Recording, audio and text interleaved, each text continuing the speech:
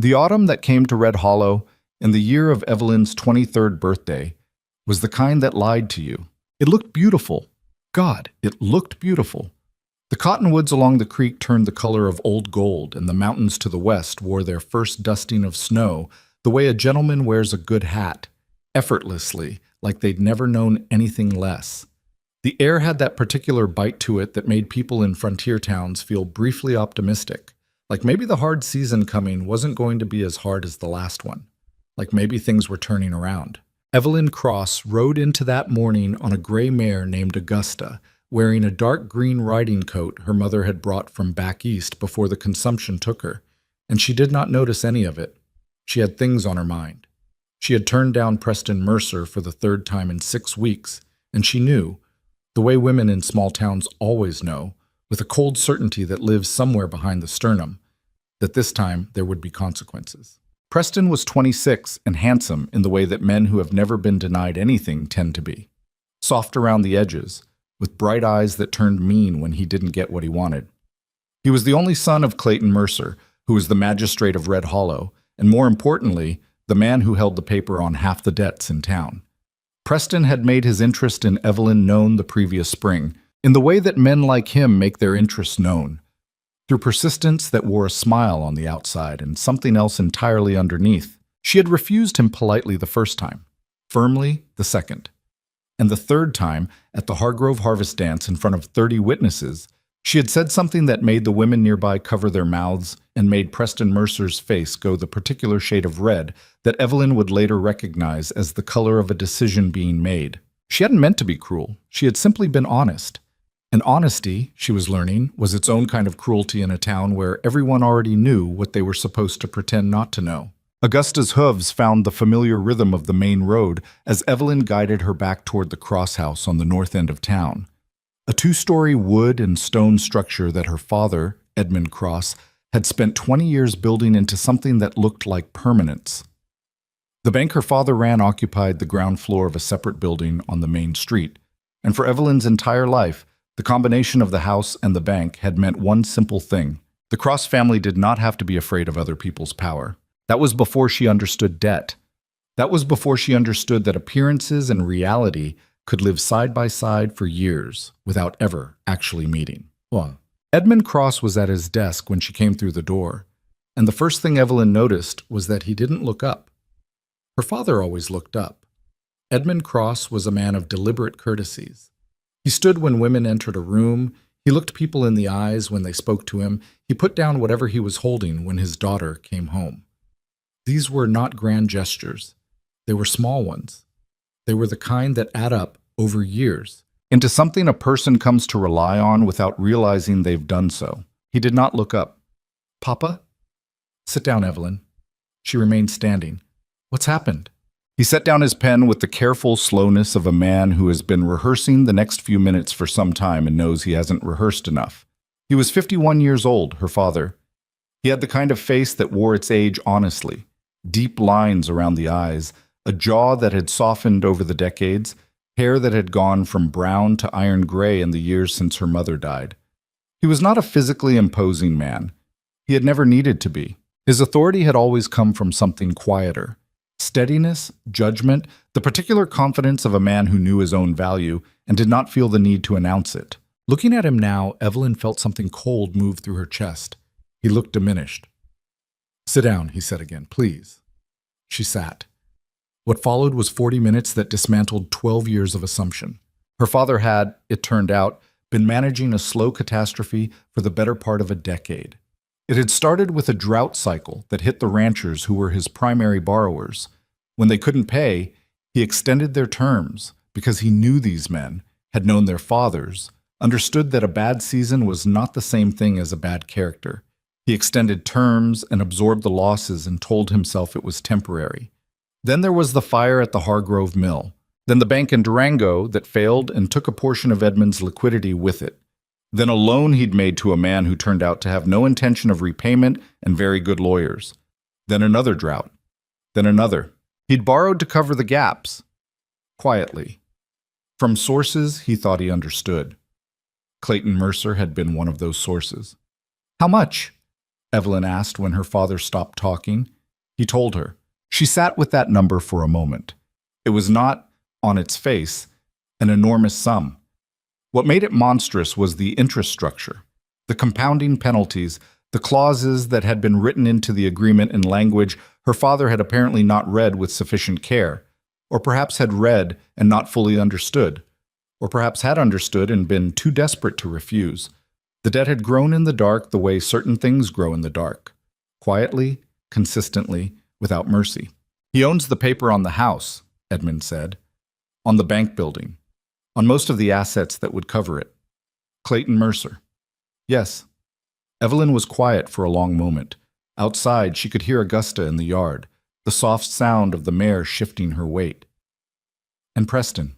Her father looked at her then, and what she saw in his face was the thing she had been afraid of since she sat down. Shame.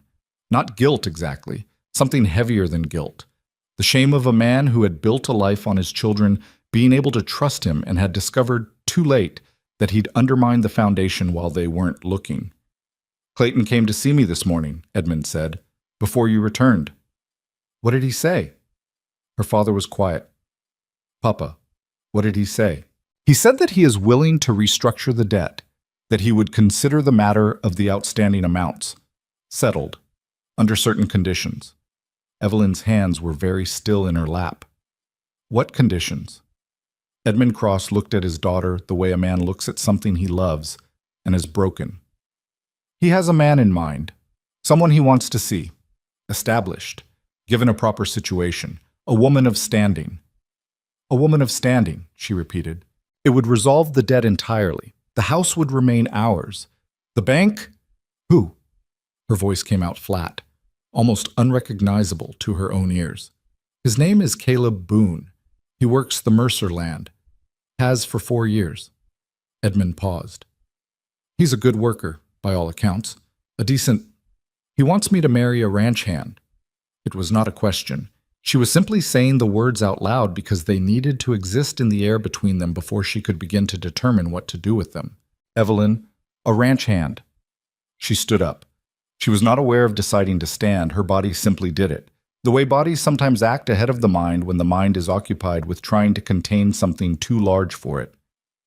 Because Preston couldn't have me, so his father is going to give me to someone else. Like a... She stopped, pressed her lips together, breathed. Like I am something that can be given. I know how it sounds. Do you? She looked at him. Do you know how it sounds, Papa? Because from where I'm standing, it sounds like you made decisions for years that you hid from me, and now those decisions have consequences, and the consequence is me. Edmund flinched. That's not... I'm not angry. She surprised herself by meaning it. She wasn't angry. She was something past anger, something colder and quieter and more dangerous than anger. I just want to understand what you're asking me. I'm not asking you anything, her father said, and his voice broke slightly on the last word. I'm telling you what was said to me, what you do with it. That is your choice. It has always been your choice. It hasn't, she said, but I appreciate you saying so. She left the room before she said something she couldn't take back. She spent 3 days thinking. She rode Augusta through the creek valley until the mare was tired and her own back ached from the saddle. She sat on the ridge above town in the evenings and looked at the lights come on one by one in the windows below, thinking about the people behind each pane of glass and the things they had agreed to in exchange for the lives they were living. She thought about her mother, who had come west from Philadelphia and never complained about the hardness of the life here, who had built something real and warm in a rough country and then died of a fever before she was 50 without anyone asking her permission. She thought about what freedom actually meant out here. She thought about who actually had it. On the third day, she walked to Clayton Mercer's office on the main street, alone, without her father, without anyone, and sat across from the magistrate and told him she would agree to the arrangement. Her terms were simple. The debt cleared in full, the documents in her father's hands before any ceremony took place, and nothing asked of her beyond the legal fact of the marriage itself. Mercer was surprised. He had expected to negotiate longer.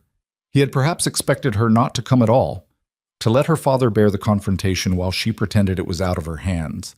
He did not know Evelyn Cross as well as he thought he did. He agreed to her terms. They shook hands across the desk. His grip was dry and deliberate, the handshake of a man accustomed to sealing arrangements he considered favorable. His eyes, over the handshake, held something that wasn't quite satisfaction and wasn't quite pity. It was, she thought, the look of someone who was enjoying a chess move. She walked home with the autumn wind cutting into her face and thought, fine, let him enjoy it. Chess could be played from either side of the board. She met Caleb Boone for the first time 4 days before the wedding. The meeting was arranged by Mercer, of course, who arranged everything, at the Cross House, in the front sitting room, on a Wednesday afternoon. Evelyn had spent the morning making herself presentable in a way that felt deliberately mechanical, like preparing armor rather than clothing. She chose her best wool dress, pinned her dark hair severely, and sat in the chair by the window with her hands folded and her expression arranged into something that was polite without being warm. She expected someone she could easily dismiss. She was not entirely prepared for Caleb Boone. He came in wearing clothes that were clean, but clearly his best. A dark shirt, trousers that fit him well enough, boots that had been resoled at least twice. He was taller than she expected, broad through the shoulders from years of actual labor, not the performed physical confidence of men like Preston Mercer, who lifted nothing heavier than their own opinions. He had dark hair, cut short, and slightly uneven in the way that men cut their own hair, and a face that was weathered in the particular way of people who spend their days outside. Lines at the corners of his eyes, a jaw that was angled and a bit rough. He was perhaps 28, maybe 30. He held his hat in both hands as he came into the room, and he looked at her with the directness of someone who was nervous but had decided not to show it through evasion. "Miss Cross," he said. "Mr. Boone." She indicated the chair across from her. "Please sit." He sat. He did not appear to know what to do with his hat, and after a moment placed it on his knee. There was a brief silence. "I want to say something before anything else," he said. His voice was low and even, not soft exactly, but careful. The voice of someone who had learned that words were not always free. "Go ahead." He paused, seemed to be choosing carefully. "This arrangement isn't something I sought. I want you to know that. I didn't ask for it. When Mercer came to me, I told him I thought it was wrong. He made it clear I didn't have a lot of room to—" Another pause. "I don't have a lot of position to refuse men like Mercer, but I want you to understand that I'm not someone who thinks this is how things ought to go. What's being done here?" Evelyn studied him. "Why are you telling me this?" "Because you deserve to know who you're dealing with." He met her eyes. "Even if knowing doesn't change anything." It was not the opening she had anticipated.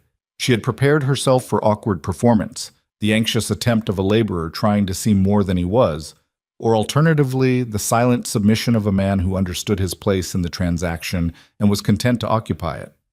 She had not prepared herself for straightforwardness. "It doesn't change anything," she said after a moment. "You're right about that." "I know." Another silence. This one felt different from the first, less like an absence of words and more like a space where words were being considered. "I have one condition of my own," Evelyn said, "beyond the legal arrangement." "What's that?" "I expect to be treated with courtesy." She said it plainly, without heat. "Not as property. Not as a debt repaid. I'm aware of what this is and what it isn't. I'm not asking for things that aren't realistic, but I am asking for basic respect. Can you agree to that?" Caleb Boone looked at her with something she couldn't immediately name. It wasn't pity, and it wasn't admiration, and it wasn't the uncomfortable surprise of a man confronted with a woman saying direct things. It was something quieter, something almost like recognition.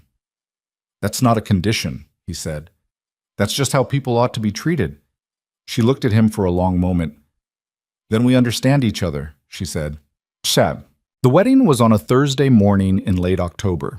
There were perhaps 20 people present, most of them there out of obligation to the Cross family name rather than genuine feeling about the occasion.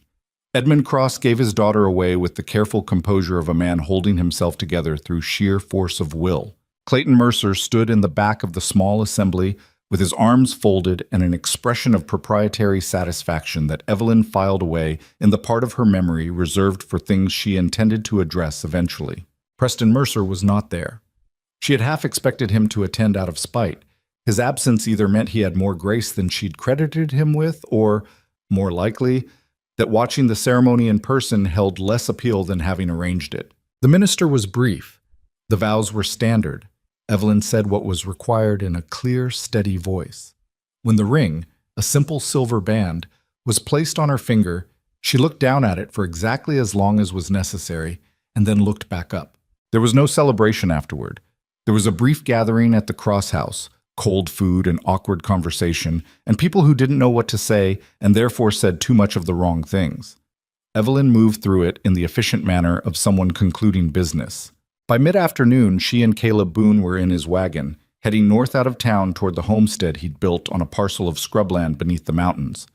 Everything she owned that mattered, 2 trunks, a writing case, the box of her mother's things she hadn't been able to leave behind, was loaded in the wagon bed. They did not speak much on the drive. The road roughened as they moved away from town, and the wagon jolted and swayed over the frozen ruts in a way that made sustained conversation difficult, even if either of them had felt like attempting it. The mountains grew larger as they traveled north, filling the horizon with their indifferent permanence.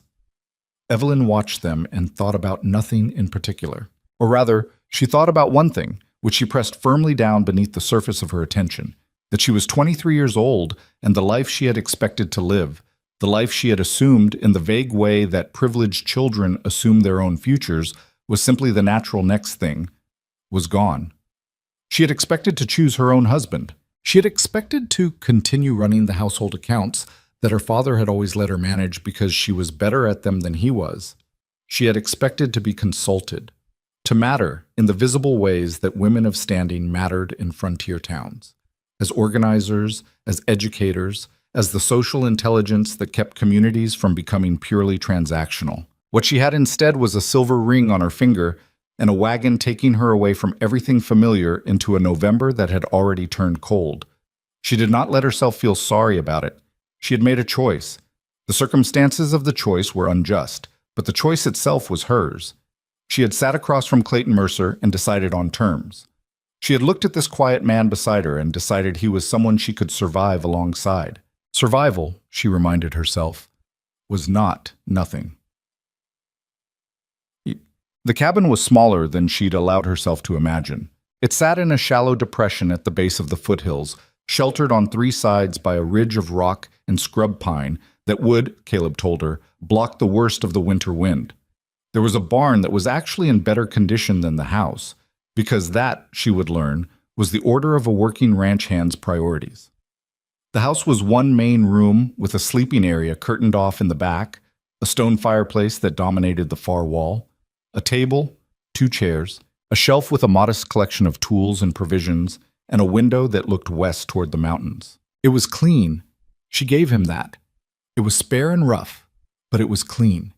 She stood in the middle of the room and took it in without expression, and he stood near the door and watched her do it, with the particular stillness of someone waiting for a verdict they're not sure they can effect.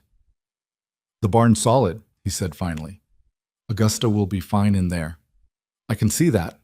She turned to face him. "We should talk about how this is going to work." "All right, I'll manage the household, food, supplies, what money there is." She had already thought this through. "I'll need to know what you have, what you earn, what debts you're carrying." He blinked. "I don't have debts." That surprised her. "None?" "No, I don't borrow." A pause. "I don't trust agreements I can't afford to get out of." Under different circumstances, she might have found that ironic, given that he was currently standing in a marriage arranged by someone else's debt. But she kept her face neutral. Good. Fewer complications. He told her what he had, the parcel of land, which was his outright after 4 years of payments, the small herd of cattle, 7 animals, that he ran independently from his work on Mercer's property, the cabin and barn, a modest sum saved in a tin box beneath a floorboard in the barn. He told her the amount without hesitation, which she noticed. She told him what she had, her mother's jewelry, which she would not sell unless it was absolutely necessary. The practical skills she had always considered less impressive than her father's profession, but which now seemed considerably more relevant. She could cook, preserve food, sew, manage accounts, doctor minor injuries, and teach, having spent 3 years helping the town school teacher before that woman left for a better position in Pueblo. They stood on either side of the table like two people at a negotiation, which was, she supposed, precisely what they were. "We can make this work," she said, "if we're practical about it." Caleb looked at her for a moment. "I think so too. I want to be clear about something." She met his eyes. "I'm not going to pretend this is something other than what it is. Not to you. Not to anyone who doesn't require the pretense for social reasons. We were both put in this situation by other people's decisions. I intend to make the best of it. That doesn't mean I'm going to be—" She searched for the word performative about it. Performative. "Pretending happiness I don't feel. Pretending this was my preference." He nodded slowly. "I can respect that." "Good." She turned to the first of her trunks and began to unpack. "Then let's get to work." November arrived fully the following week and announced itself by dropping the temperature 20 degrees in a single night and beginning a pattern of early mornings that turned a person's breath to vapor before they'd cleared the doorway. Evelyn rose early. She had always been an early riser, which was one of the few habits from her previous life that translated without modification, and began establishing the rhythms of running a household with materials considerably more limited than she was used to. She inventoried the provisions. She assessed the fireplace for heat efficiency and identified 2 gaps in the chimney stonework that were allowing heat to escape. She mentioned this to Caleb, and he repaired them that afternoon without comment. She organized the shelf. She developed a meal rotation based on what was available and what could be made to last. She was not comfortable. She was cold more often than not, and her hands, which had never done the kind of sustained manual work that frontier households required, cracked at the knuckles in the dry air and hurt in the evenings. The work was unrelenting in a way that the work of managing a banker's household was not. There was no staff here, no one to hand tasks to, no moments when she could simply stop because stopping was permitted. But she was occupied.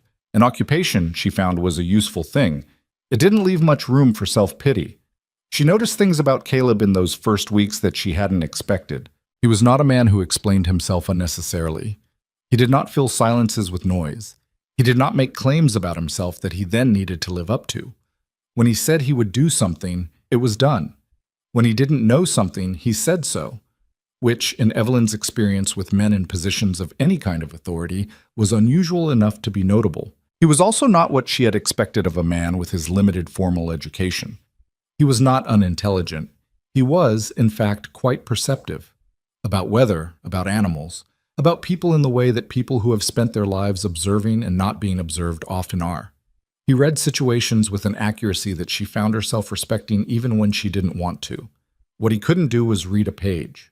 Any page. She discovered this by accident, 2 weeks in, when she left a note on the table about needing lamp oil from town and found, on his return, that he had brought back the wrong supplies entirely.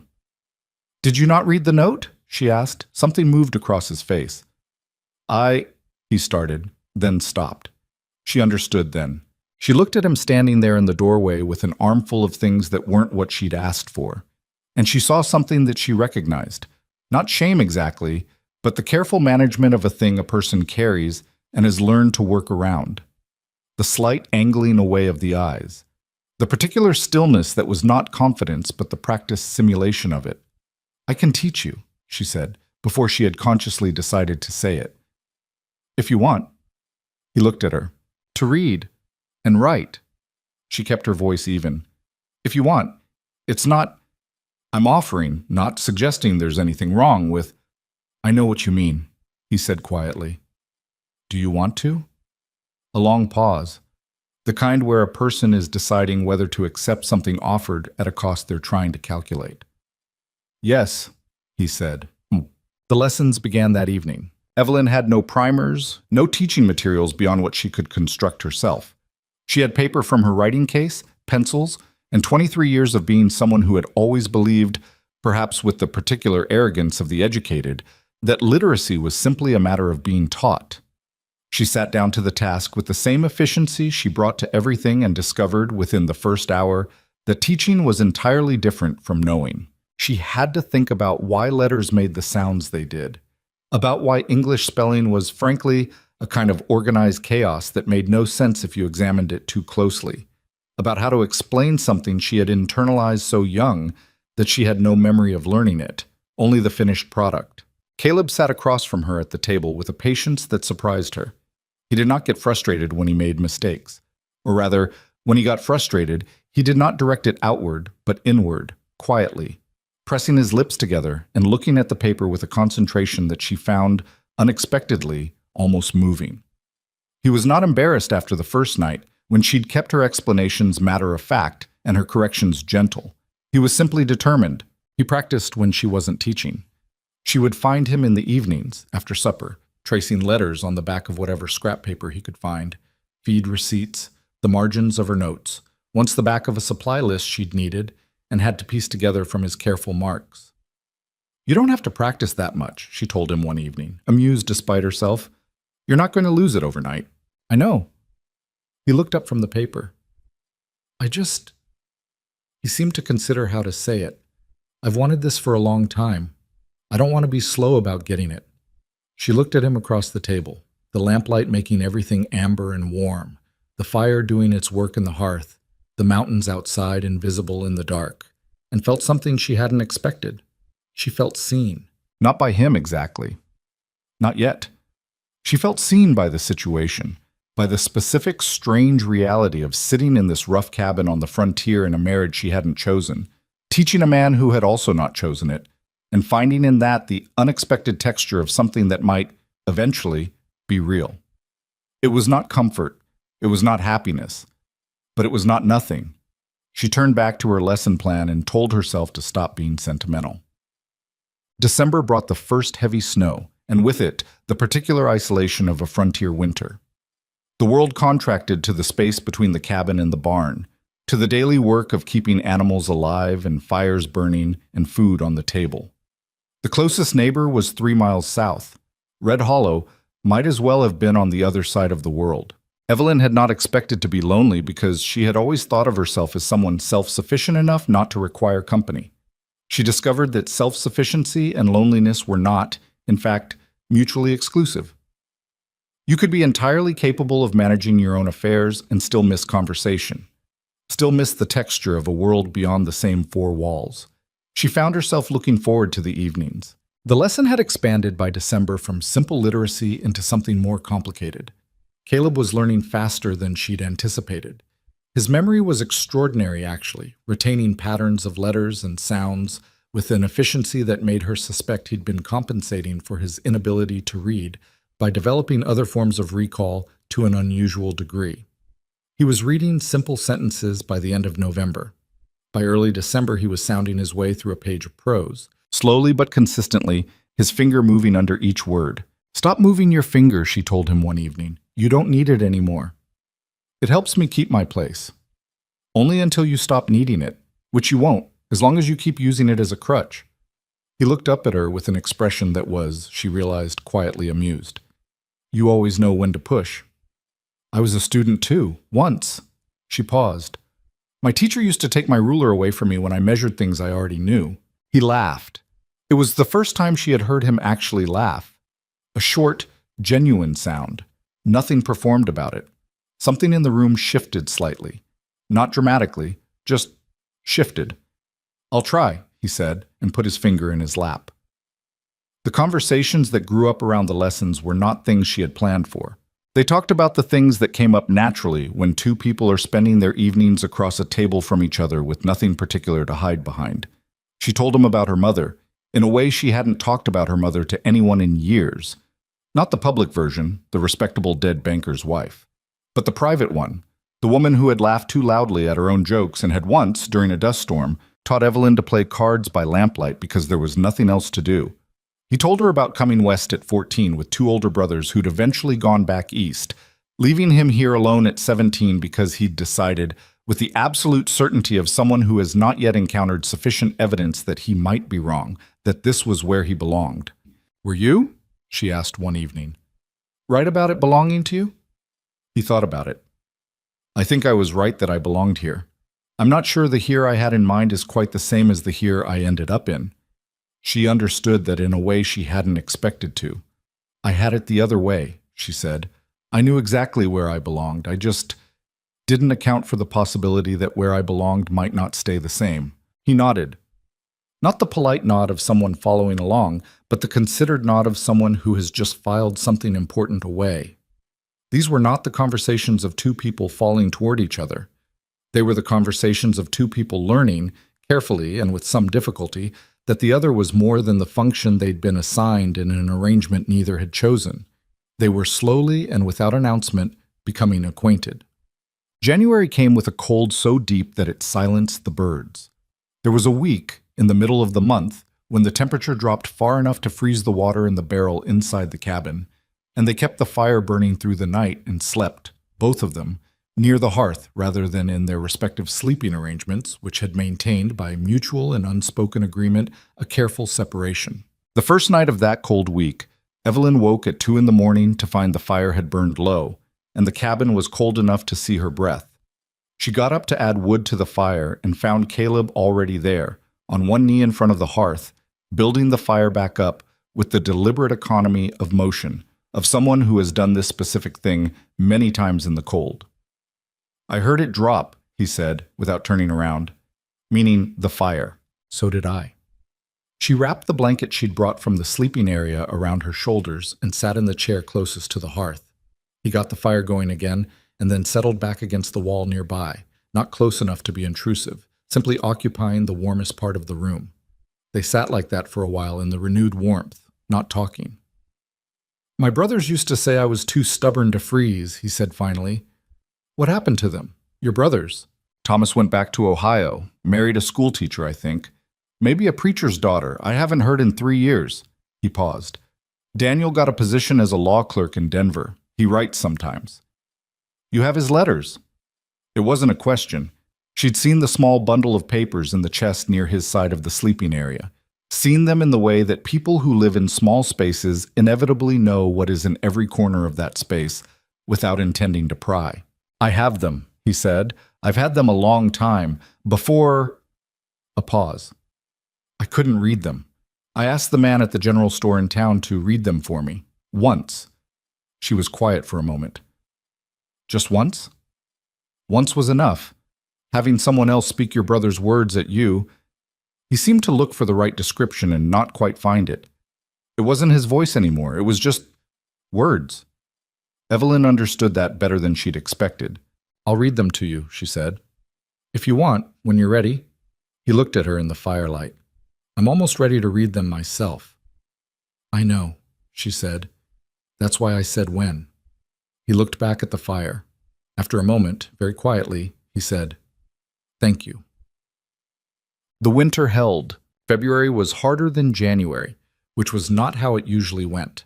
There was a storm in the second week that kept them inside for 3 days, a howling thing that buried the barn halfway up the door and sent snow horizontally past the window for 36 hours straight.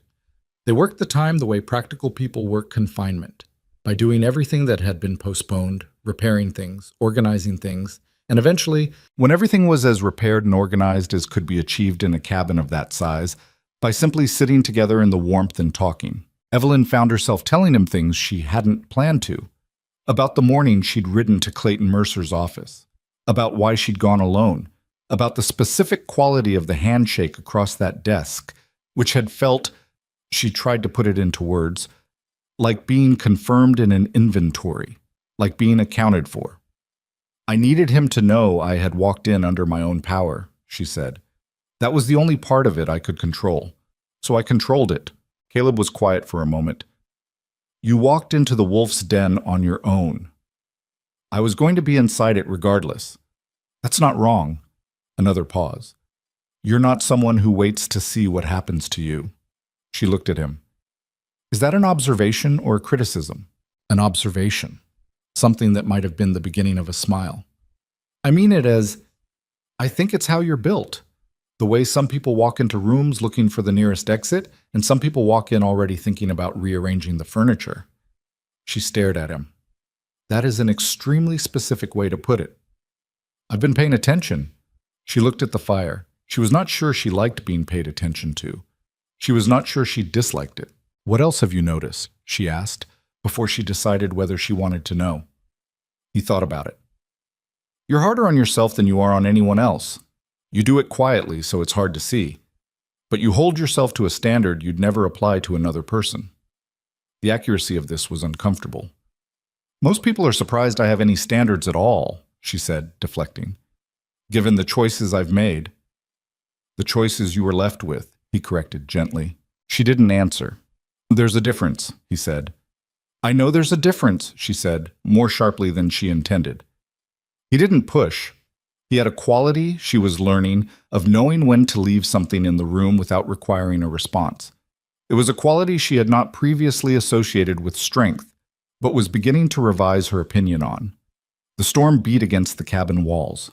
The fire burned. Outside, the world was entirely white and entirely impassable.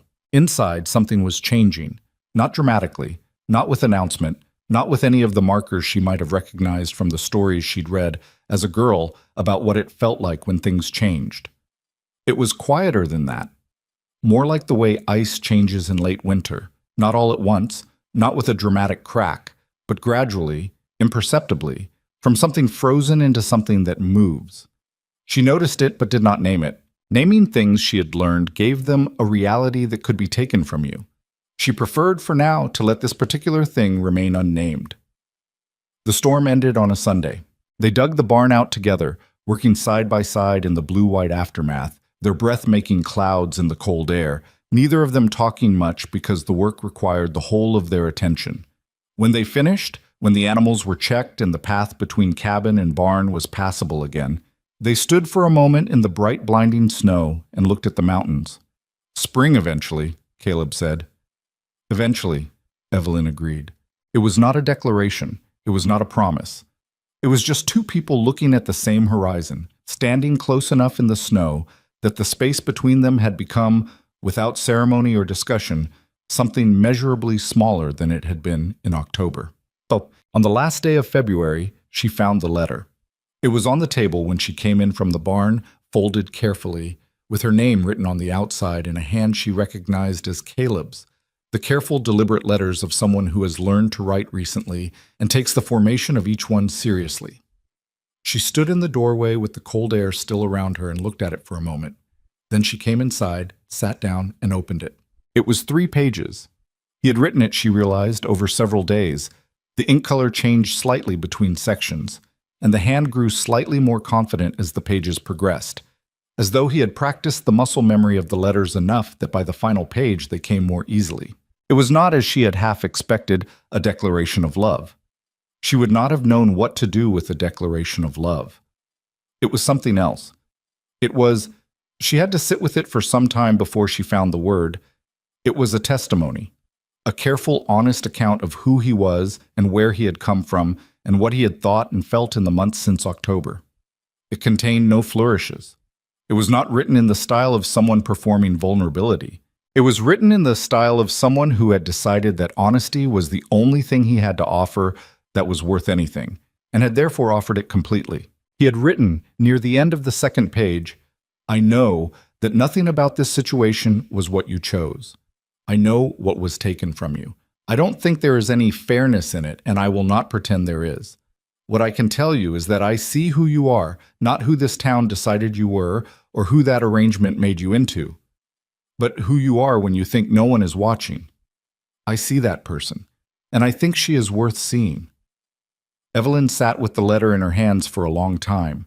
Outside, February gave its last ground to the turning of the season. Inside, she sat in the quiet of the cabin and read the words of a man she had not chosen, and felt something she had been refusing to name for weeks begin to move through the silence like water under ice, steady, persistent, and entirely beyond her ability to stop. She folded the letter. She held it in her hands. She sat with what it had done to her. She did not cry, but she came closer to it than she had since the morning this all began. She didn't speak to him about the letter that evening. He came in from the barn at dusk, smelling of cold air and hay, and she was at the stove with her back to the door, and they moved around each other in the kitchen the way they had learned to move around each other over these months. With a careful awareness that was not quite ease but was no longer the stiff, provisional courtesy of October, she served the meal. He sat down. They ate. She could feel the letter's weight in her dress pocket, where she'd placed it after refolding it with hands that weren't entirely steady. He did not ask. She had learned by now that Caleb Boone did not ask for things he had already given freely. The letter was offered. What she did with it was hers. That was what the act of writing it had meant. Not a demand for response, not a bid for something in return. He had simply decided she deserved to know what he saw when he looked at her, and had said so.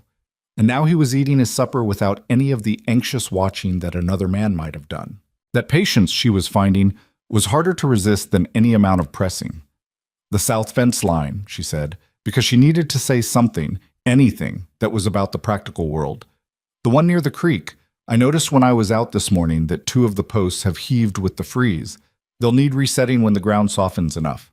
I know, he said. I'll get to them in March. I thought maybe sooner.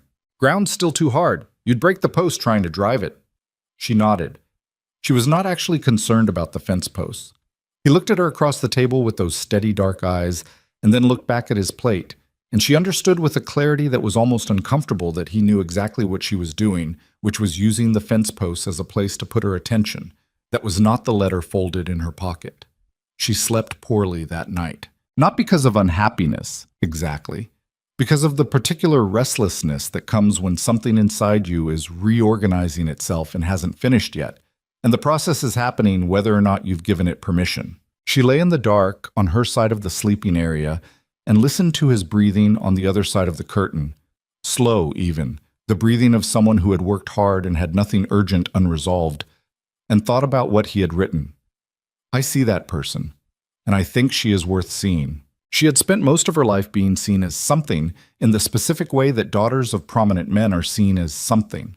As the banker's girl, as the educated one, as Edmund Cross's asset, as Preston Mercer's rejected aspiration. She had been seen as difficult, as proud, as someone with opinions that were inconvenient. She had been seen as a debt, finally, and sent north in a wagon to settle accounts. What Caleb had written was not about any of those versions of her. It was about the version she kept mostly private, the one that cracked her knuckles in the cold and read by lamplight until her eyes hurt and felt, sometimes in the middle of a particularly hard day, a satisfaction in hard work that she would never have predicted for herself. That version, apparently, was visible to someone. She found that she did not know what to do with that. She fell asleep sometime before dawn, still not knowing. In the morning, she came out to find him already gone to the barn, the fire freshly built, and a pot of coffee on the stove. She poured herself a cup, stood at the window, and watched the mountains go pink with early light. Then she took the letter out of her pocket, sat at the table, and read it again. The second reading was different from the first time she had read it in the shock of unexpected honesty. The second time she read it with the particular attention of a woman deciding something, though she was not yet ready to define what that something was. She set the letter on the table when she finished. She sat with her coffee cooling in both hands. When Caleb came in an hour later, stamping snow from his boots, she said without preamble, "I read your letter." He paused in the act of hanging up his coat. "I figured. I wanted you to know She stopped, started again. "I'm not accustomed to being written to honestly." He turned. "Written to or spoken to?" "Either," she admitted. He came to the table and sat down across from her, and she noticed she was always noticing things she hadn't expected to notice about him. That he did not ask what she was going to say next. He simply sat and waited with the particular quality of his patience that she had stopped finding frustrating and started finding something else entirely, something she still didn't have a comfortable name for. "I want you to know," she said carefully, "that I see you too, whatever that's worth." He looked at her for a long moment. "It's worth a lot," he said quietly. "To me." She nodded. She looked at her coffee. She felt the thing in her chest that had been reorganizing itself settle into some new and unfamiliar configuration, not quite finished, but further along than it had been the night before. "All right then," she said, in a tone that meant the subject was not closed, but was being set aside in the way of two people who understand that some things need time and space to become what they are going to become. "The coffee's still hot if you want it." He almost smiled. "Thank you." It was not a romantic morning. The stove needed tending, and one of the cows had developed a concerning cough that he spent the better part of the day monitoring, and she managed to burn the bread at noon through inattention and had to salvage supper from what remained of the pantry provisions before the next town run. They did not speak again about the letter or about what she had said at the table, but the day had a different quality to it than the days before it, a slight shift in the pressure, the way barometric change can be felt in the body before a storm, except this was the opposite of a storm. This was something clearing. March arrived. With March came mud, which was its own kind of misery, the frozen ground releasing its grip in stages, turning the path between cabin and barn into a sucking mess that required a particular angled walk to navigate without losing a boot. The mountains still held their snow, but the creek at the base of the property was running again, and the sound of it reached the cabin in the mornings. There was a week in mid-March where it snowed again, briefly, a soft tentative snow that melted by afternoon, and then didn't come back. The lessons had changed by now. Caleb could read, not fluidly, not yet, but functionally, with the focused determination he brought to everything. He was writing full sentences, some of which surprised her. One evening she asked him to write about something he remembered, any memory, anything he chose, as an exercise in connecting the mechanics of writing to meaning. She expected something simple, a description of a place, a record of a task. He wrote, over the following 2 evenings, a paragraph about watching his father work a horse when Caleb was 7 years old. The paragraph was simple in its construction. He was still at the stage where simple sentences were more reliable than complex ones. But what it contained was not simple at all. He wrote about the way his father's hands moved without tension, about the horse's breathing settling, about the feeling of watching someone do something difficult and make it look inevitable. He wrote, at the end, I didn't know then that I was learning something. I thought I was just watching. Evelyn read it and sat with it for longer than a paragraph of that length required. This is good writing, she said finally. He looked up from where he'd been watching her read. The spelling is wrong in at least 4 places. The spelling is correctable. What's underneath it isn't something I could have taught you. She handed it back. You're a natural writer. You have something to say and you say it. A lot of educated people can't manage that. He took the paper back and looked at it with the careful disbelief of someone receiving a compliment they're not certain they can trust. She had noticed this about him, that he received praise with the same scrutiny he applied to other information, checking it for accuracy before deciding whether to keep it. You're not just saying that, he said. I don't just say things, she told him. You know that by now. He looked at her with something that shifted briefly across his face. Gratitude, she thought, but something underneath it too, something she was becoming increasingly aware of and increasingly unwilling to ignore. And then nodded. Okay, he said. Thank you. It was around this time that she noticed the town had opinions. She had expected this. She was not naive about how Red Hollow worked, had grown up inside its social machinery, understood its tendency to account for everything and approve of certain things and produce a low-grade persistent commentary on everything else. She had known, going into this, that the marriage would be a subject. What she hadn't fully calculated was how it would feel to be that subject when she rode Augusta into town for supply runs. The looks were not subtle. Some of the women who had been her acquaintances, not friends exactly, she recognized now, more like fellow participants in the social obligations of a town of that size, offered a particular brand of painful sympathy, the kind that wanted to help but also needed to confirm the narrative of her fall. Poor Evelyn Cross. The banker's proud daughter, reduced to this. She found it infuriating in a way she had not anticipated. Not because they were wrong about the reduction, the facts of her situation were what they were, but because of the way the sympathy contained within it an assumption that she was suffering in the way they imagined she was suffering, which was not quite the truth anymore, and the gap between their assumption and her reality was something she had no interest in explaining to people who had already decided what her story was. What made it worse was a conversation she had in early March at the general store with a woman named Martha Kelly, who had been friendly with her mother and who approached with the careful kindness of genuine concern. "How are you really, Evelyn?" Martha asked quietly, while the store clerk was occupied elsewhere. "I'm well, Mrs. Kelly. Thank you. You can be honest with me." A gentle hand on her arm. "It must be very difficult, living out there with—" She stopped herself. "He seems like a decent sort, but you deserve so much more than—" "Mrs. Kelly," Evelyn kept her voice even. I appreciate your concern, but I want you to know that I'm not suffering in the way you imagine. A pause. The life is hard. The circumstances were not what I chose, but the man I'm living it with is. She found herself searching for the right word, and the word that came was accurate and honest, and she made the choice to say it. He is a good man, a genuinely good man. I am aware that comes as a surprise to this town, but it's the truth. Martha Kelly looked at her with an expression that was equal parts surprised and unconvinced. I'm glad to hear it, she said, in the tone of someone filing information for later review. Evelyn paid for her supplies and rode back north, and she sat with the conversation for the length of the journey, turning it over. She had defended him, without planning to, without thinking through whether she should. She had simply opened her mouth and said what was true. She thought about that the whole ride home.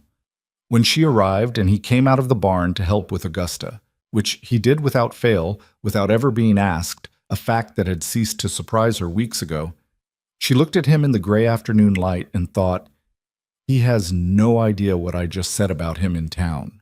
He would not have asked her to. He would not have expected her to. She had done it because it was true, and because some part of her had decided, somewhere in the slow winter of becoming acquainted with this man, that his name deserved to be spoken clearly and without apology. The realization of that sat with her like something warm. She did not tell him about it. April came in like a deep breath. The thaw was real now, not the tentative softening of March, but a genuine warming, the kind that changed the quality of the light and brought the smell of wet earth and new growth through every gap in the cabin walls. Caleb spent long days out on the land, checking the fence lines, assessing the herd, preparing for the work of a ranch that had been largely suspended through the worst of the cold. She went with him sometimes, not to help with the physical work, which he was faster and more competent at than she was, but because she had discovered that she liked the land. This also surprised her. She had grown up in town, with the cultivated relationship to nature that town dwellers have, appreciating the view, managing the weather, otherwise maintaining a practical distance. But out here, where the land was not backdrop but actual ground under actual feet, where the life of the property depended on understanding what the sky was doing and what the soil could hold and when the water would run, she found she was interested. She asked questions. He answered them without condescension, which continued to be notable. Most men she'd known answered women's practical questions with the particular weariness of people performing a burden. Caleb answered as though the questions were interesting, because apparently, to him, they were. He had a rancher's love of the land that was specific rather than sentimental. Not isn't this beautiful, but look how this drainage affects the south pasture, and these grasses tell you what the soil can hold, and watch how the cattle move when they know the weather is shifting. She found herself learning things she had never expected to learn. She found also that she did not mind learning from him. You could run this whole property, he said one afternoon in early April. They were on the East Ridge looking down at the homestead, the cabin, the barn, the small herd moving slowly in the south pasture. If you had to, she looked at the property. I wouldn't know how to manage a herd. You'd figure it out. You figure everything out. He said it as a simple fact, the way he said most things. You've been paying attention to everything since October. All of it is in there. He tapped his temple. You're the kind of person who can't be somewhere without learning it. She was quiet for a moment. You say that like it's a virtue, isn't it? In this town, it's a defect. Women who notice everything and remember it make people nervous. This town's nervous about a lot of things it shouldn't be. He looked at the property below. You could teach here, you know. This valley, there are families another 10, 12 miles out who don't get their children into Red Hollow for school. Not in winter, not with the distance. Some of those kids can't read. She turned to look at him. You've thought about this. I've thought about a lot of things. I had 28 years of not being able to talk to many people about what I was thinking. He almost smiled. You created an outlet. She laughed. It came out before she could decide whether to. A short, real sound, nothing careful about it. He looked at her when it happened, and the expression on his face was something she had seen building for weeks and had been carefully not acknowledging because acknowledging it would have required doing something about it, and she had not yet been ready to do something about it. She was, she thought, looking down at the homestead in the April light, with the creek running silver below, getting closer to ready. Tell me about the families, she said. The ones in the valley, he told her. They stood on the ridge for another hour, talking about children who were growing up without letters and numbers, about what that cost them in the world they were going to have to navigate. Caleb spoke about it with the particular feeling of someone for whom the subject is personal, which it was, she knew now, thoroughly. He had lived those costs. He had navigated that world for 28 years with a lack he carried quietly and worked around constantly. And the intelligence he'd used to manage that lack was the same intelligence that was now filling in the gap with a speed and thoroughness that still sometimes took her breath away. They did not come down from the ridge until the light started to go. Walking back to the cabin in the dusk, close enough that their shoulders occasionally touched on the narrow path, Evelyn felt the particular quality of a thing that has changed without announcement. Not their relationship, exactly. That was still what it was, still in the process of becoming something that neither of them had named. But something in her. Something about the tally she'd been keeping, maybe unconsciously, since October. The ledger of what she'd lost and what she'd gained and whether the columns would ever balance. She thought they might. She did not say so, but she thought it. May came, and with it the first real test of who they were together when other people were involved. A man named Grover Hatch rode up to the property on a Tuesday with a complaint. He was a neighboring rancher, the property to the east, close to 4 miles away, and he had been running cattle on the creek pasture that bordered Caleb's land with what Caleb had previously tolerated as informal arrangement during the winters when no one was using it.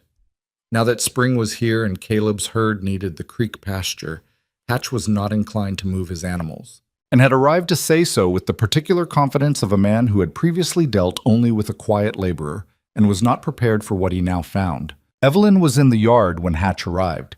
She saw his face register surprise when he realized she was not going to go inside and defer to Caleb. "Mr. Hatch," she said, what brings you out?" He was a big man, weathered and blunt, with the slightly dismissive quality of someone who filed things in simple categories. "I'm here to see Boone about the creek pasture." "I'm aware of the creek pasture situation," she said. "Caleb told me about it last week." Hatch blinked.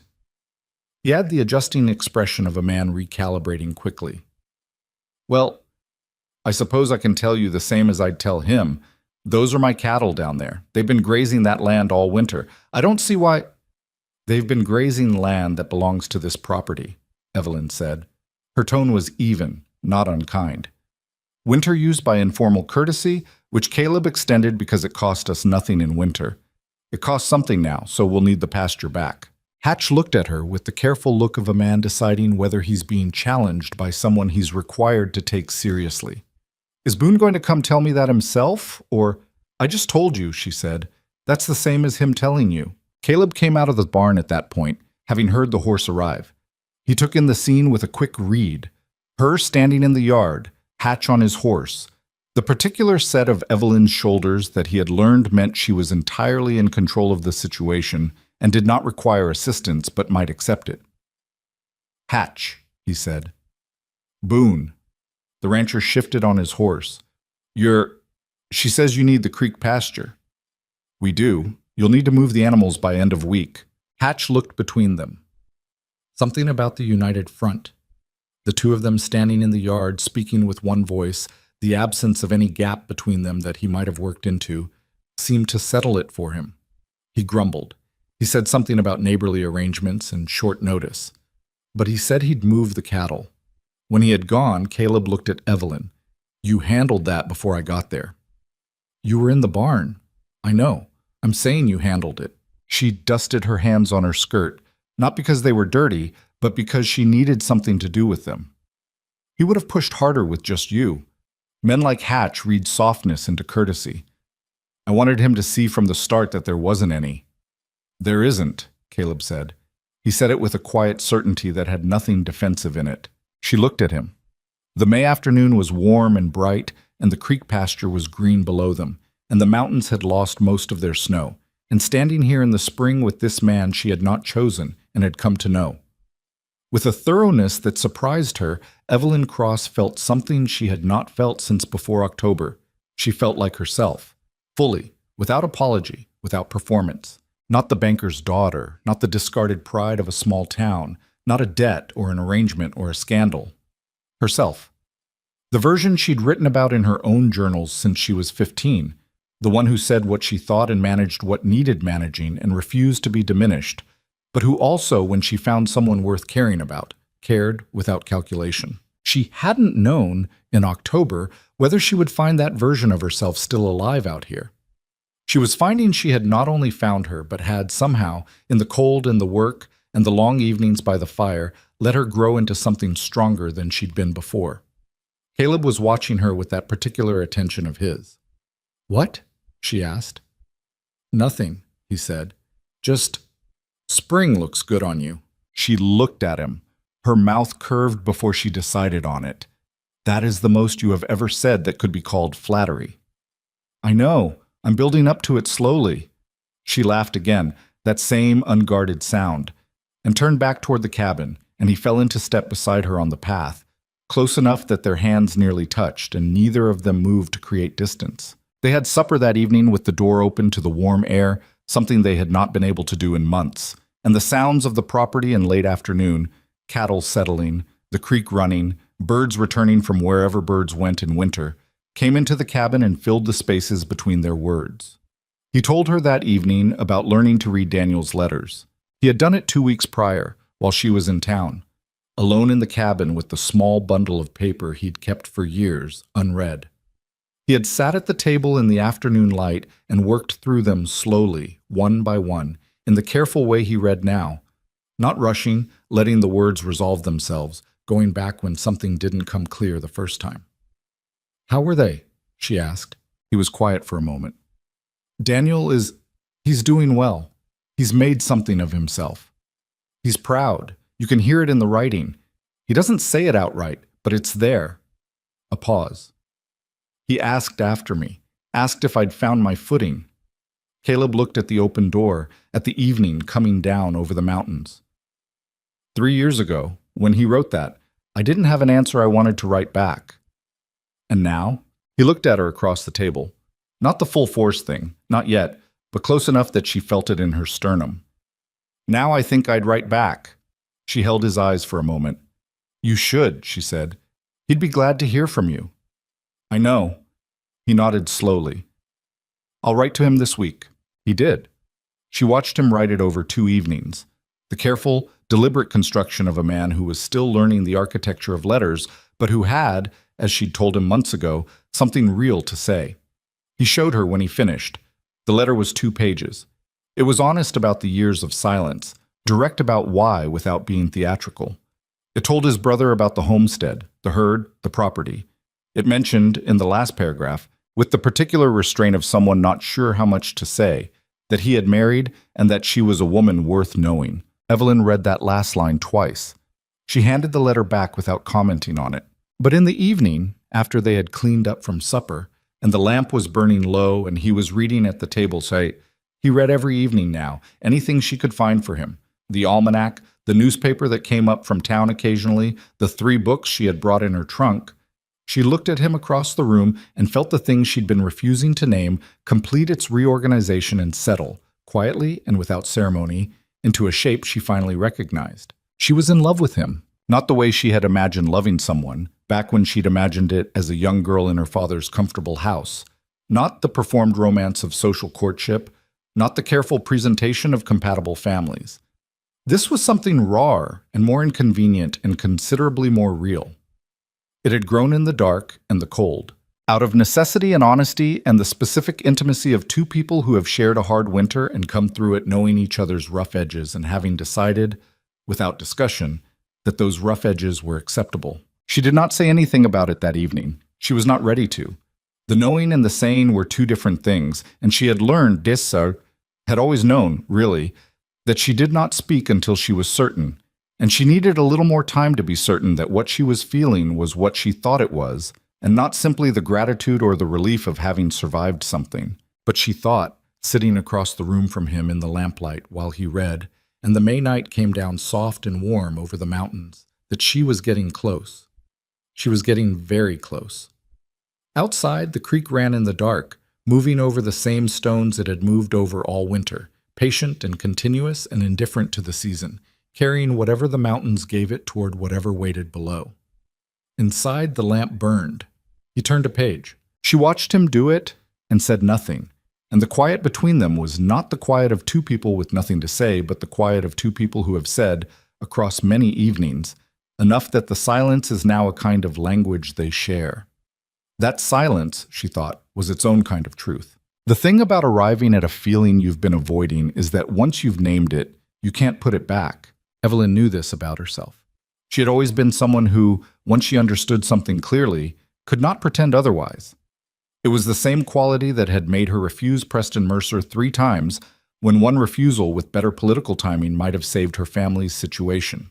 It was the same quality that had made her walk alone into Clayton Mercer's office, rather than let her father bear the negotiation. She did not have the particular talent of convenient blindness that made certain people's lives considerably easier. So she carried the knowing through the rest of May and into June, quietly, the way you carry something fragile in a coat pocket, aware of it constantly, careful not to jostle it, waiting for the right moment to take it out. June, in the valley, was a different world from the winter they'd survived. The property opened up in ways the cold months had concealed. The south pasture greened deeply, the creek ran clear and fast with snowmelt, and the mountains that had been a white wall against the sky softened into something layered and dimensional, the tree lines distinct, the ridge lines accessible. Caleb expanded the herd by 2 animals, a calculated risk, he said, that the summer grass would support, and spent his long days in the work of a property that was, she could see clearly now, actually thriving under his management. He was not a man who talked about what he was building. He simply built it, day by day, with a consistency that was not glamorous, but was the kind of thing that, over time, became something real. She had stopped measuring him against what she'd expected in October so long ago that she sometimes forgot she'd ever done it. What had finally forced the issue, the naming, the decision that the waiting was finished, was not a dramatic moment. It was an ordinary Tuesday afternoon in the second week of June when she came around the side of the barn and found him teaching one of Grover Hatch's ranch hands to read. The man, young, maybe 19, with the sunburned neck and nervous hands of someone unused to sitting still, was hunched over a piece of paper at the fence post while Caleb stood beside him pointing at letters with a patience that Evelyn recognized from her own side of that table the previous winter.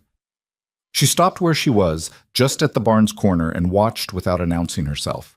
"Sound it out," Caleb was saying. "Each piece separate. Don't try to get the whole word at once." Mr. Bertsois, Broha. The young man's mouth worked. "Brother?" "That's it. There it is." The young man, his name was Tommy, she learned later, the youngest of 3 sons of a rancher who'd never seen the point in schooling his boys, looked up from the paper with an expression Evelyn recognized.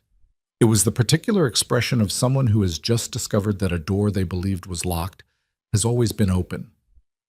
Pure, uncomplicated surprise. "That says brother," Tommy said, stating a fact so he could hear it out loud. Every time, Caleb said, she went back around the barn without letting them see her.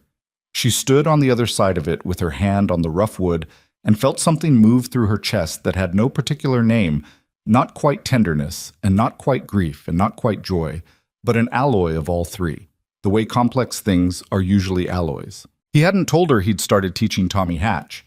He hadn't made anything of it. He had simply, at some point, done it, the way he did most things that mattered, without announcement, without waiting for permission or credit. She thought about what he had written in February. "I see who you are when you think no one is watching."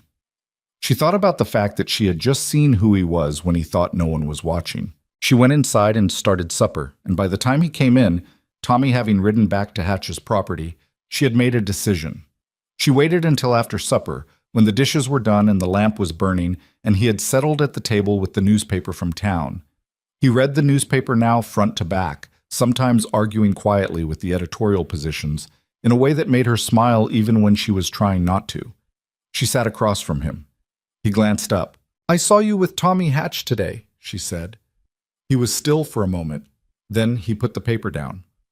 "I was going to mention it." "How long has that been going on?"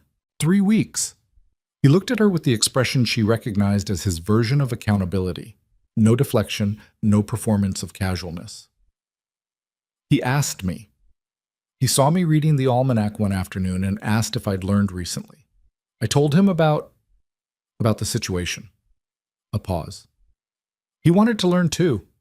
I didn't think you'd object, but I should have told you. I don't object, she said. That's not why I'm bringing it up. He waited.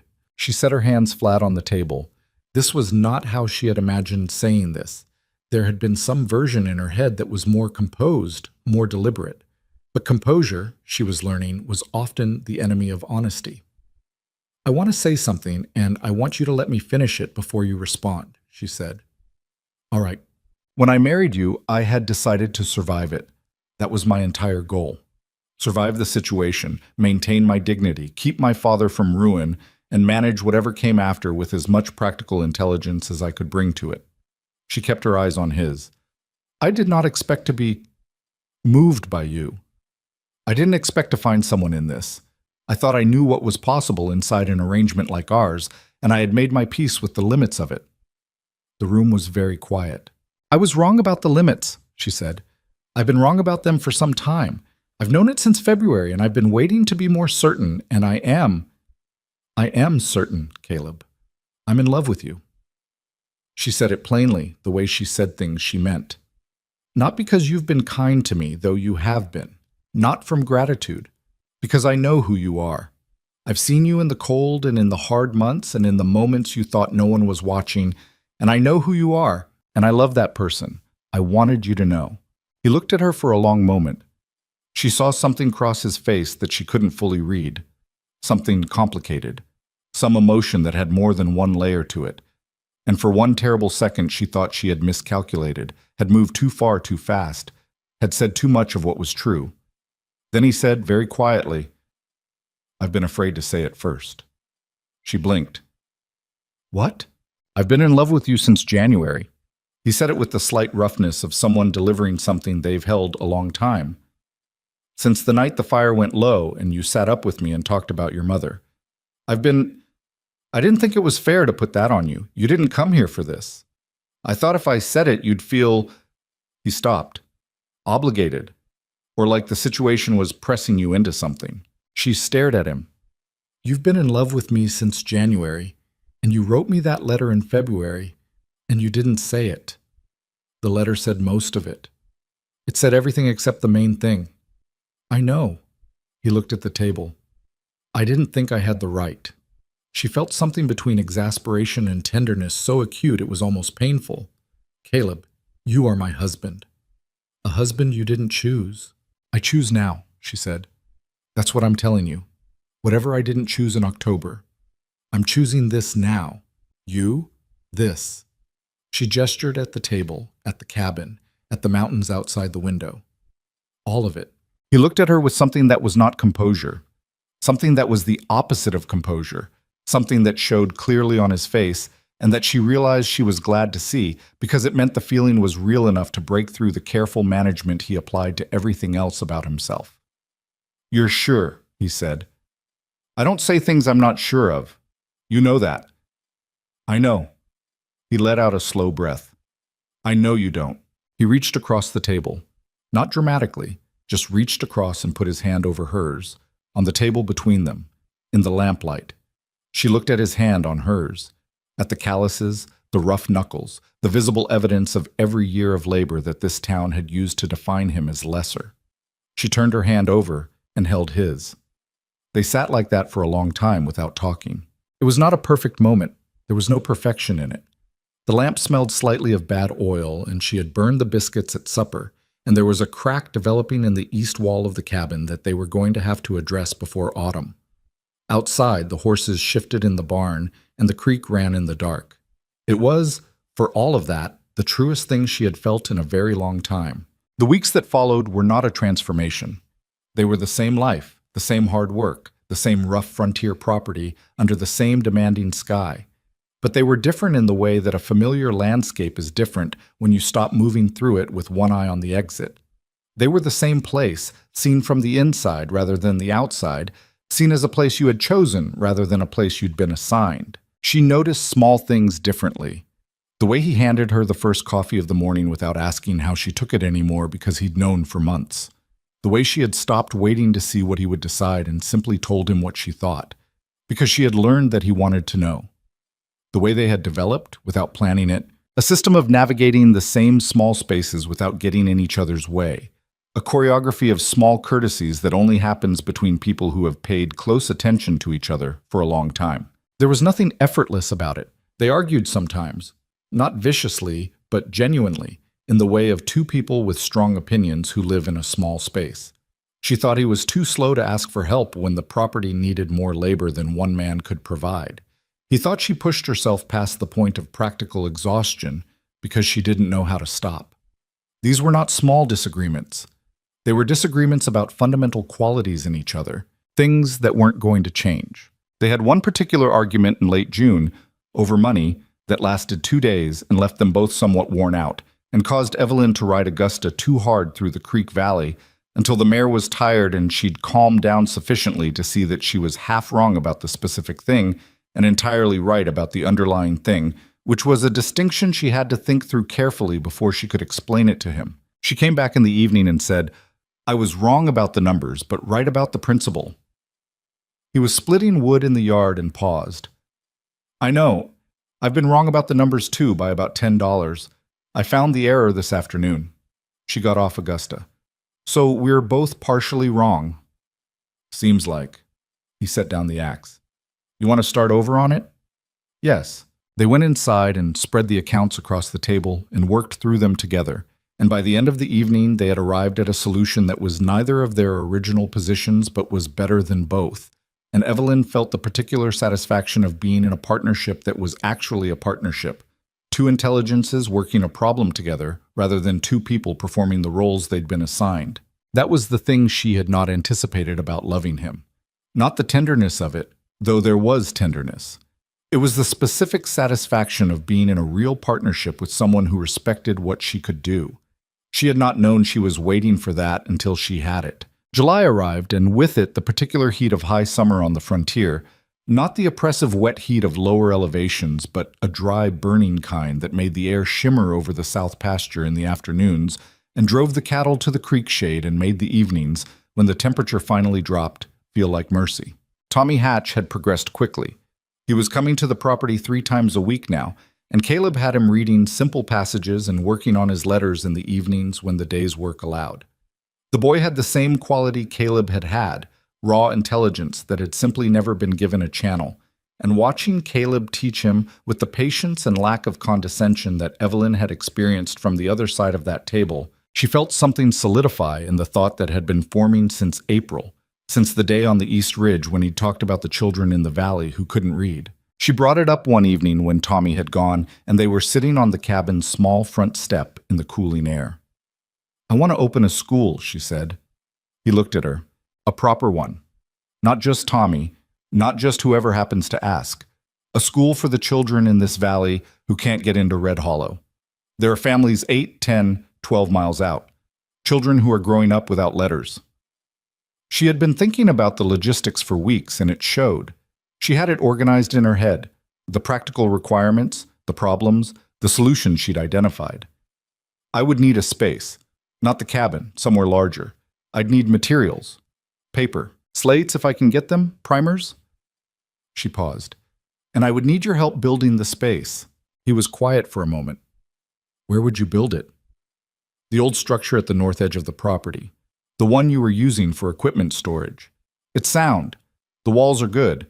It would need the interior cleared, a few improvements, proper light from windows on the south wall." "I can do that," he said. "It would take a couple weeks." She looked at him. "You're not going to tell me it's impractical?" "It's not impractical. It's a lot of work, but it's not impractical." He looked out at the property. "I've been thinking about it too, since we talked on the ridge." A pause. "I just didn't know how to bring it up without it sounding like—" He seemed to look for the word. "Like you were assigning me a role." "Yes." She considered. "That's a thoughtful distinction. I've had some time to think about how things sound."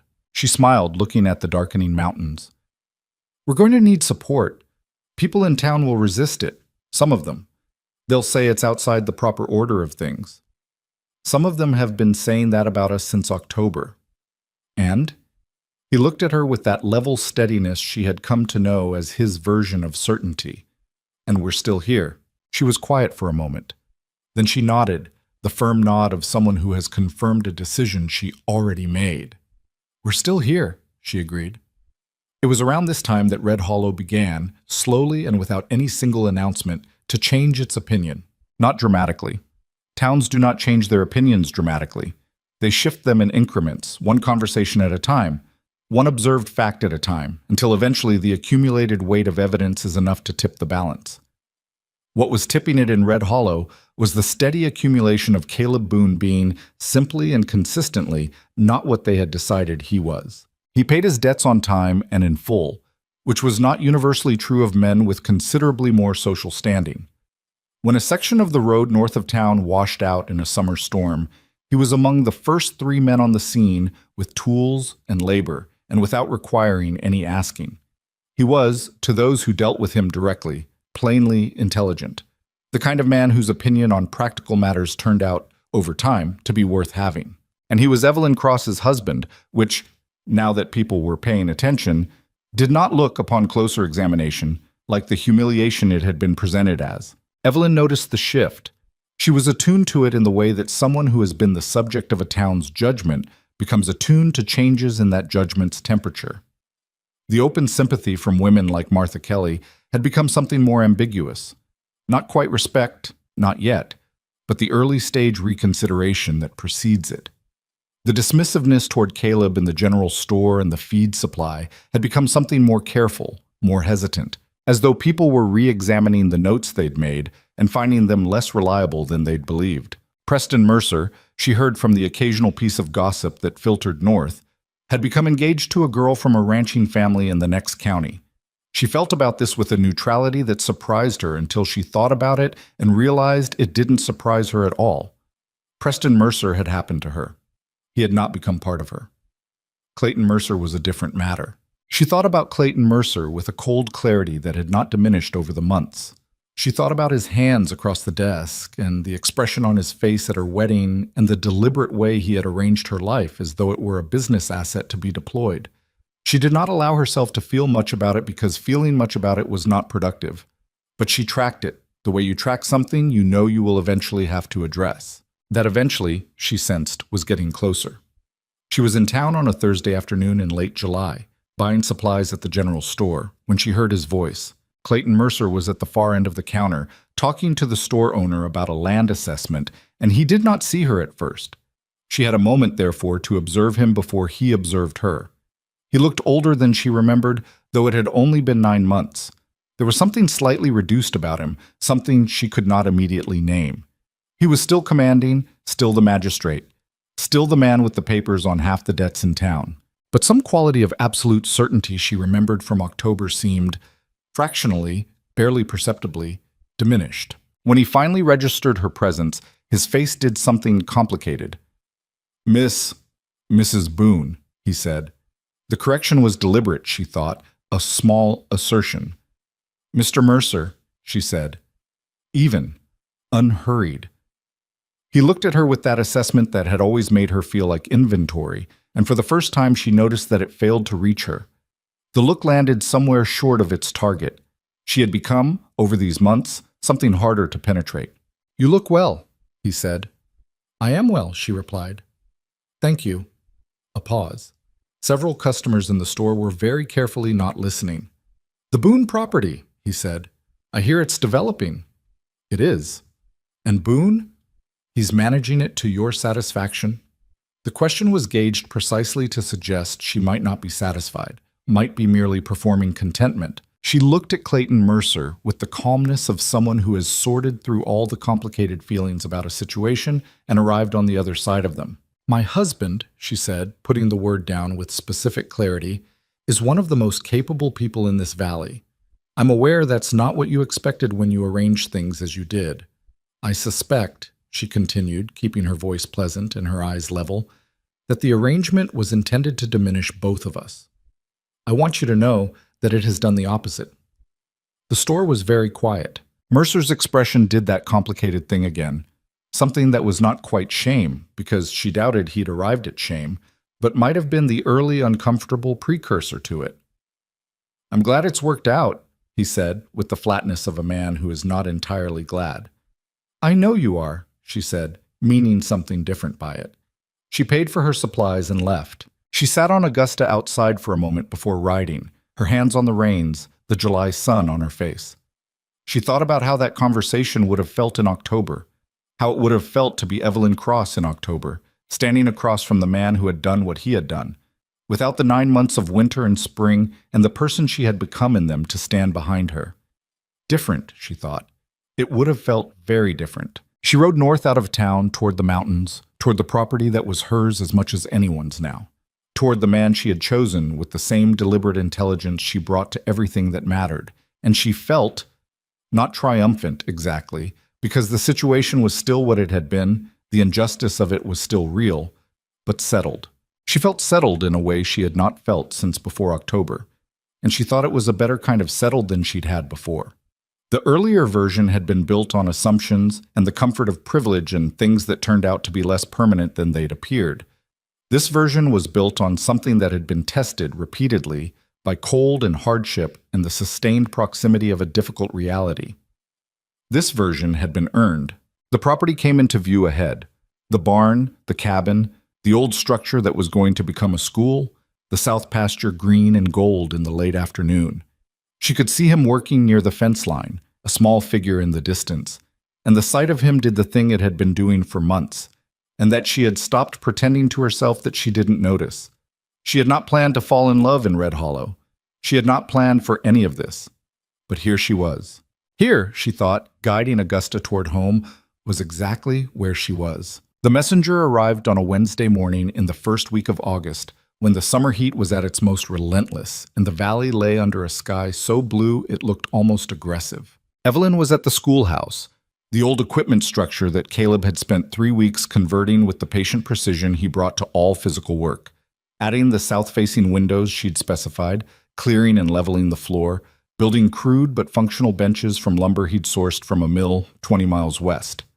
She had been spending her mornings there for the past 2 weeks, preparing materials, organizing what she'd managed to gather from town and from her own supplies, a small collection of primers, slates she'd ordered through the general store, paper she rationed carefully, and a primer she was writing herself in the evenings for children who were starting from nothing. She was testing the light through the new windows when she heard a horse on the road. The messenger was a young man from town she recognized as one of the clerks from the telegraph office, 17, maybe 18. With the slightly breathless quality of someone who had ridden fast because the errand felt urgent and because nobody had told him whether it was or not. "Mrs. Boone," he said, pulling up. "Message for you, from Red Hollow." He held out an envelope. She came out of the schoolhouse and took it. The handwriting on the outside was her father's housekeeper's, Margaret, who had been with the Cross family for 11 years and whose penmanship was distinctive. Large, slightly backward slanting letters that always looked like they were leaning into a wind. She opened it, standing in the yard, the messenger waiting on his horse. "Miss Evelyn, your father has taken ill. Dr. Pruitt has been here twice. He is resting but asked for you. Please come when you are able. He says not urgent, but I think you should come soon. M." She read it twice. She noted the particular gap between "he says not urgent, and I think you should come soon," and understood that Margaret, who was not a dramatic woman, was telling her something in the space between those two sentences. "Thank you," she told the messenger. "Tell them I'll come tomorrow morning." She went to find Caleb. He was at the south fence, resetting the post she'd noticed heaving back in March, the same ones she'd mentioned the day after she'd read his letter, which she still had, folded carefully in the small box with her mother's things. He had been working for 2 hours and was dirty and sweating in the August heat, and when he saw her face, he stopped and straightened. "What's happened?" She gave him the note. He read it. Still the careful reading, still the slight deliberateness, but there was nothing labored in it now. He was fully literate and had been for months. He read it in the time it took her to watch him read it, and then looked up. "I'll come with you," he said. Not a question. She had been prepared, she realized, to argue with him about this, to tell him the property needed managing, that it wasn't necessary, that she could handle her father's household without him present. She realized she didn't want to make that argument. She was tired of making arguments she didn't actually believe in for the sake of a pride that was no longer serving her. "All right," she said. He nodded once and went back to the fence post, not because he was dismissing the conversation, but because there were 2 hours of daylight left and the fence still needed finishing. She went back to the schoolhouse to close it up for the morning and felt, in the efficiency of that exchange, the specific comfort of being with someone who didn't require her to perform her emotions before they were ready. They left for Red Hollow at first light the following morning. The ride was 2 hours by wagon on the road that Evelyn had traveled 100 times in her life, first as a child in her father's buggy, then as a young woman on Augusta, and now, for the first time, with Caleb beside her on the wagon bench, the mountains behind them, the town drawing closer ahead. She thought about the last time she had made this journey, 9 months ago, in the opposite direction, with everything she owned in the wagon bed and the life she'd expected already gone. She thought about the person she'd been then, furious and controlled, and very, very alone in the specific way that people are alone when they've decided that needing other people is a vulnerability they can't afford. "You're quiet," Caleb said. "I'm thinking." "About your father?" "About the last time I made this road." She looked at the horizon. "About who I was then." He was quiet for a moment. "Who were you?" She considered. Someone who had decided that surviving was enough. That if I could just get through each situation with my dignity intact, that was a sufficient goal. A pause. "I hadn't thought about what I was surviving toward." He didn't respond to that immediately, in the way she'd come to recognize as him giving something the weight it deserved. "And now? Now I know what I'm going toward." She glanced at him. "That's different. It changes how the surviving feels." He looked at the road ahead. "Yes," he said simply. "It does." They arrived in Red Hollow at mid-morning. The town looked to Evelyn both completely familiar and slightly foreign in the way that places you have left look when you return to them. The same buildings, the same street layout, the same faces and the same windows, but with the slight overlay of distance that comes from having lived somewhere else and become, in the process, someone who is no longer entirely of this place. She noticed the looks. They were different from the looks she had received in March, when she'd come for supplies and felt the weight of pity and amusement and all the varied textures of a small town's opinion pressing on her from every angle. These looks had something more complicated in them. She was not certain, in that first pass through the main street, what it was. The Cross House was on the north end of town, and Margaret met them at the door with the compressed efficiency of a woman who had been managing a worry alone and was relieved to hand some portion of it to someone else. "He's upstairs," she said. "He had a bad night 2 nights ago. Dr. Pruitt left medicine. He's been taking it." She looked at Caleb with the careful neutrality of a woman who had served the Cross family long enough to know that her opinions were her own business. "Mr. Boone." "Ma'am," Caleb said. Margaret looked at Evelyn. "He asked for you by name yesterday evening, 3 times. I sent the message when I was sure the doctor wasn't going to say it was nothing." "You did right," Evelyn said. "Thank you." Edmund Cross was in his bed, which was where Evelyn had never seen him in her adult life. Her father was a man who was up before the house and to his desk before breakfast, and the image of him lying in the middle of the morning, propped against pillows, with the curtains drawn against the summer light, hit her with a force she wasn't entirely ready for. He was thinner than August should account for. There was a quality of compression to him, like something that had been under pressure for a long time and had finally begun to give. But his eyes, when she came through the door, were still her father's eyes, alert, taking her in with the specific attention of someone assessing what a person has become since they last looked carefully. "Evelyn," his voice was rough but present. "Papa." She came to the chair beside the bed and sat down. She took his hand. It was thinner than she remembered, the bones more distinct. He looked past her. "That's your husband." Caleb had stopped in the doorway, giving them space, doing the thing she had come to appreciate about him, reading a room and positioning himself correctly without being told. "Come in," Edmund said.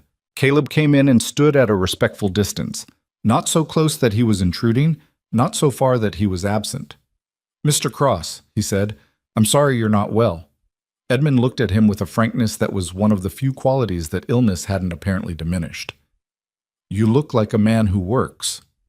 I do, Caleb said. My daughter. Is she... Edmund stopped. His jaw worked slightly. He looked at Evelyn. Are you treated well? She felt the complicated layers of that question, all the things inside it. The guilt, the hope for reassurance, the genuine need to know before whatever was happening to his health progressed further. She thought about what she could say that was both true and kind, and found, to her relief, that the true version was also the kind one. Better than I expected, she said. Better than I planned for. She held her father's hand more firmly. He's a good man, Papa. I know that's not what you thought you were arranging, but it's what happened. Edmund looked at Caleb again. Something in his expression shifted. It was not relief exactly. It was more like a man setting down something he had been carrying for a long time and not sure he was permitted to set down. I owe you an apology, Edmund said to Caleb. Caleb looked at him with that level steadiness. Sir, no, let me say it. Edmund's voice was thinner now, but the firmness was there. What was done to my daughter was wrong. What was done to you in the arrangement of it was also wrong. You were used as an instrument of someone else's power, and I allowed it because I was afraid, and I've thought about that every day since October. He paused to breathe. I don't expect you to absolve me of it. I just wanted you to know that I'm aware of what I did. The room was very quiet. Caleb looked at Edmund Cross for a long moment, at this man who had failed his daughter and knew it, and was saying so from a sickbed without dressing it up in justification. Evelyn watched him and felt the particular tension of someone waiting for a verdict whose outcome matters. I appreciate that, Caleb said finally. Truly, he paused. She forgave you before you asked her to. I think you should know that too. Edmund looked at his daughter. His eyes were bright, and Evelyn recognized it with a catch in her chest because it was the particular brightness of a man who is not going to cry but is having to work at it. Have you? He asked. She had been holding it at arm's length for months. The anger, the sense of betrayal, the grief of a daughter who had trusted her father and found that trust had limits she hadn't known about. She had been practical about it because practicality was how she had survived, and sentiment had felt like a luxury she couldn't afford. Sitting here now, with his hand thin in hers, and the summer light coming in around the curtains and Caleb standing quietly in the corner, she found that practicality was not what was required. Yes, she said, I have. She meant it, not as performance, not as mercy offered from a distance, but as the real thing, complicated and incomplete and genuinely meant. I understand what fear does to people, Papa. I understand it better now than I did in October. Edmund closed his eyes briefly. When he opened them, they were clearer. Tell me about the property, he said, in the tone of a man turning deliberately toward the future because he has done what he needed to do with the past.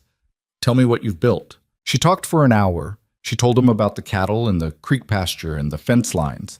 She told him about the schoolhouse and the families in the valley and what she was planning. She told him about Tommy Hatch, about Daniel's letters, about the way the property looked in early morning light with the mountains behind it.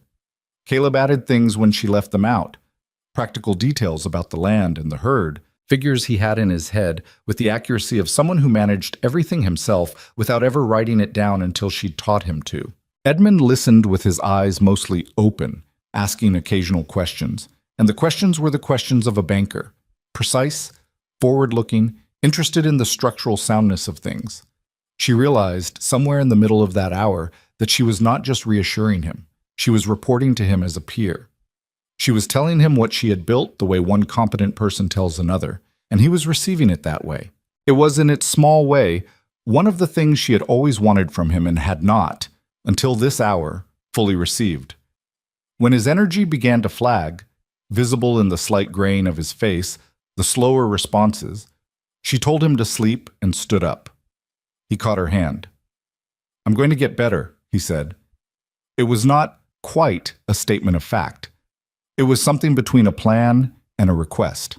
I know, she said, though she thought there was getting better and there was getting better, and she was not certain which he was capable of. I have things I want to fix, he said. Before he stopped. I have things I want to fix. She squeezed his hand. Rest first. Then we'll talk about fixing things. She left him sleeping and went downstairs, where Caleb was in the kitchen with Margaret, who had apparently determined from a few minutes of quiet conversation that he was not going to eat her out of house and home and was therefore acceptable company. He had a cup of coffee, and she had been telling him something about the house's plumbing that required attention, gesturing at a pipe under the kitchen window with the concentrated dissatisfaction of someone who had been managing a problem alone for too long. Evelyn leaned in the kitchen doorway and watched them for a moment. This man she had married against her will, sitting in her father's kitchen, listening to her father's housekeeper describe a plumbing problem with the full attention of someone for whom a plumbing problem is actually interesting. She thought about how wrong her assumptions had been 9 months ago. She thought about how wrong the town's assumptions still were, and how slowly that was changing, and how much work remained. She came into the kitchen. "How bad is the pipe?" "Manageable," Caleb said. "I can look at it before we leave." Margaret looked at Evelyn with an expression that she could not fully interpret. Not quite approval, because Margaret's approval was not a thing given in expressions. It was a thing given in the repeated decision to remain in your service. But something in that direction. Something in the neighborhood. "I'll make dinner," Margaret said, and turned to the stove with the conclusiveness of a woman who has made her decision about a situation. They stayed 2 nights. The first evening, after Edmund had slept and woken and eaten a small amount and slept again, Evelyn and Caleb sat on the back porch of the Cross House in the August dark and talked about what came next. About her father's health, about who would manage the Cross House affairs if Edmund's condition didn't improve, about what the doctor had actually said beneath the professional reassurances. It was a hard conversation. Not because they couldn't have it, but because the reality they were mapping out was not a comfortable one. Edmund Cross was not dying, not imminently, not necessarily, but he was not the man he had been, and the banker's house and the remnants of the banker's position required someone with the capability to manage them. "I could come down more often," Evelyn said. "Once the school is running, the mornings would be the students, but afternoons, it's a 2-hour ride," Caleb said. "You can't do that daily." "I know." She looked at her hands. "But I can't leave him with no one but Margaret. What if Margaret had help? Someone from town, a capable woman who could manage the household accounts and the correspondence." He paused. "And what if you came once a week, stayed 2 nights, managed the larger decisions?" She turned this over. It was not a perfect solution. She could see its limitations clearly. He would resist being managed. "He might surprise you," Caleb said. "He's already surprised me today." She looked at him. "He impressed you." "The apology impressed me," Caleb said carefully. "It takes something to say that to a man you put in a bad situation. He didn't have to. He did it anyway, and he did it clean, no excuses attached." Evelyn thought about her father lying in that bed, looking at Caleb with the assessment of a banker who has realized his calculation was wrong and is not going to pretend otherwise. "He's always been better at honesty than comfort. It's where I get it from." "I noticed," Caleb said. She almost smiled. "Don't say it like that." "Like what?" "Like it explains a lot." "It explains quite a lot," he said, and there was enough warmth under the dry delivery that she let it go and looked at the August sky instead. The second day brought Clayton Mercer. She had not expected him. She had in some part of her mind known he might come. Red Hollow was not large, and Edmund Cross's illness was not a secret, and Mercer was the kind of man who paid condolence calls because they served a function. But she had not specifically prepared for him. He came in the early afternoon, formally dressed despite the heat, with the careful presentation of someone who has thought about the visit in advance. Margaret showed him to the sitting room and came to find Evelyn with the particular expression of a woman relaying information she considers a problem. "Mercer's here," she said quietly. "Downstairs. He asked for your father." "My father is resting," Evelyn said. "I'll see him." She came downstairs alone. She had considered for a moment asking Caleb to come and had decided against it. Not because she needed distance from him, but because she needed this particular conversation to happen on her own terms, and her own terms did not include needing a man present to be taken seriously. Mercer was standing when she entered the sitting room, which was a deliberate social courtesy and told her nothing about what was underneath it. He was 61, she knew. She had always known his age the way you know things about powerful men in your hometown, because that information is ambient. He looked, in this sitting room that she had grown up in, slightly larger than he should have. He had always had that quality. He had spent 40 years in this town as the man whose opinion bent things in his direction, and it sat on him like a physical property. "Mrs. Boone," he said, "I heard about your father. I wanted to pay my respects." "He's resting," she said. "I'll pass on your regards." Mercer looked at her with the assessing quality she remembered. "You look well. The frontier life seems to suit you." "The life suits me," she agreed. "I don't assign it to the geography." He was quiet for a moment. There was something he wanted to say. She could see it in the way he was standing, a kind of preparation in the posture, a gathering, the look of a man who has rehearsed something and is deciding whether to deliver it. "I want to say something," he said, "and I'll say it plainly because I think you prefer plain." "Always." He looked at her. The expression on his face was, she realized with a slight shock, genuinely uncomfortable. Not the discomfort of a man caught in something, but the discomfort of a man who has been sitting with something for a long time and has decided it's become too heavy to carry without at least setting it down in front of the person it concerns. "What I arranged last year," he said. "The situation with your father's debt, the way it was resolved." He stopped, started again. "I arranged it for reasons that had more to do with my son's wounded pride than anything else. You know that. I knew it then." Another pause. "I didn't expect—" He seemed to look for the word and find it unsatisfying. "I didn't think about you as a person with your own life in front of you. I thought about you as a problem to be arranged around." Evelyn waited. "I'm not asking you to forgive that," he said. "I'm saying I know what it was. And the man you married, Boone, he has turned out to be more than I understood him to be, which means I placed him wrong too." His jaw moved slightly. "I'm not good at this kind of conversation. I don't have practice with it." "I can see that," she said. She looked at Clayton Mercer in her father's sitting room and thought about what she wanted to say to him, about what she had carried since October, about the handshake across his desk, about watching her own wedding from inside the controlled stillness she'd built to survive it. She had more to say to this man than she had words currently organized for. She also thought about what she had said to her father that morning, about what fear did to people, about understanding it better than she had in October. She did not think Clayton Mercer was a good man. She thought he was a powerful man who had behaved badly because power had never required him to do otherwise, and because his son's humiliation had given him personal motivation to use that power without the usual restraint. She thought he was, possibly, sitting in this room with something that was the beginning of a reckoning with that. Something that had perhaps started in July when she'd looked at him across the counter of the general store and told him plainly what he had done and what had come of it. She thought he was a man who might, with the right sustained pressure from the consequences of his own choices, become slightly less of what he had been. That was not forgiveness. Forgiveness was not what she had available for Clayton Mercer. Not yet, possibly not for a long time. But it was something. It was the recognition of a human being in the process of incomplete reckoning, and she was capable of acknowledging that without surrendering her own position. "I understand what you've said," she told him. "I won't pretend it resolves anything. What you did had consequences that were real and are still real." She kept her voice level. "But I hear what you're saying, and I'll pass on your regards to my father." He nodded. One slow nod of a man accepting the exact terms he'd been offered and finding them, despite their limitation, fair.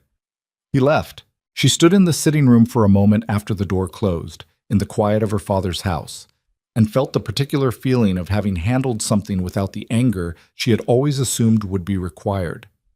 She had been so certain, in October, that the only appropriate response to what had been done to her was rage, sustained, righteous, the kind of fury that had kept her upright through the winter months like a rod of iron down her spine. What she found, standing here now, was that the iron rod was still there. She had not given it up. She had not forgiven too easily or folded when she shouldn't have. But there was room alongside the iron for something else. The complicated, imperfect human process of dealing with things as they actually were, rather than as she wished they had been. She heard the kitchen door and footsteps, and then Caleb's voice, talking to Margaret about the pipe. It sounded like he'd found an additional problem, something about the fitting, and was explaining to Margaret with the patience of someone who is not frustrated by discovered complications because complications are just more of the same work. She stood there and listened to his voice for a moment. Then she went to find him. He was under the kitchen window, on his back on the kitchen floor with his shirt dirty and his attention on a pipe joint that had, apparently, revealed itself to be in worse condition than initially suspected. He looked up when she came in. "It's the fitting," he said. "The whole joint needs replacing. I can do it, but I'll need to go to the hardware." "The hardware is 2 streets over," she said. "I'll come with you." He looked at her face. Mercer came. He came. And? She leaned against the kitchen door frame. "And nothing dramatic?" He said his piece. "I said mine." She paused. "He's not going to be anything other than what he is. But I think he's going to be slightly less of it, going forward." Caleb considered this. That might be the best available outcome. "I think so too." She looked at the pipe. "How long will the repair take?" "If I have the right fitting, an hour." He sat up. "Your father's house will have working plumbing before we leave." She looked at him. On the floor of her father's kitchen, dirty from the repair, matter-of-fact about the work the way he was matter-of-fact about all work. The man this town had dismissed, and her father's debt had delivered to her like a consequence rather than a gift. "Caleb," she said. He looked at her. "Thank you for coming with me." He held her eyes for a moment. "I told you in January," he said, "that I didn't ask for any of this." "That's still true." He paused. "But I'm glad I'm here, in case that wasn't clear." "It's clear," she said. She reached down and took his hand and pulled him up from the kitchen floor, and they went to the hardware together in the August afternoon, walking through the streets of Red Hollow side by side. And she noticed, not with triumph, but with the quiet satisfaction of something settling into its proper place, that the people they passed looked at them differently than they had in March. Not yet with understanding, not yet with the full recognition of what they had built in the valley and what they intended to build still, but differently, with a reconsideration happening behind their eyes. That was enough, she thought, for now. The town would catch up. She had time. They returned to the property on a Friday afternoon with the summer still burning hard over the valley and Edmund Cross sitting up in his bed eating Margaret's soup and arguing, gently but persistently, about whether he was well enough to review the bank's quarterly accounts. He was not. But the arguing itself was a good sign. Evelyn had left him with 2 things: a household arrangement that included a capable woman from town named Clara Briggs, who had been widowed the previous winter and needed the work, and had the particular organized intelligence of someone who had been managing complicated situations alone for long enough to be good at it, and a promise, not the loose social kind, but the specific contractual kind that Edmund Cross understood and respected, that she would come every 10 days, stay 2 nights, and review whatever required reviewing. He had accepted this with the careful dignity of a man learning, at 61, to receive help from his daughter as though it were help between equals rather than charity flowing downward. That shift, small as it appeared from the outside, was not small to Evelyn. The ride back north had been quieter than the ride down. Not the quiet of things unresolved, but the quiet of 2 people who have been through something together and are processing it in the same direction. The mountains came back into their proper proportion as they drove, filling the northern horizon with the permanence that had become, over the past year, something that felt less like indifference and more like reliability. "Clara Briggs," Caleb said at some point in the second hour. "She seemed capable." "She's more than capable. She managed her husband's estate through 2 years of creditor disputes without a lawyer." Evelyn watched the road. "She reminded me of myself a little. The version of me from before October. Sharper edges? More to prove." She thought about it. "Though I think she's earned the sharpness. Her situation was harder than mine." He glanced at her. "Yours wasn't soft." "I know, but I had you."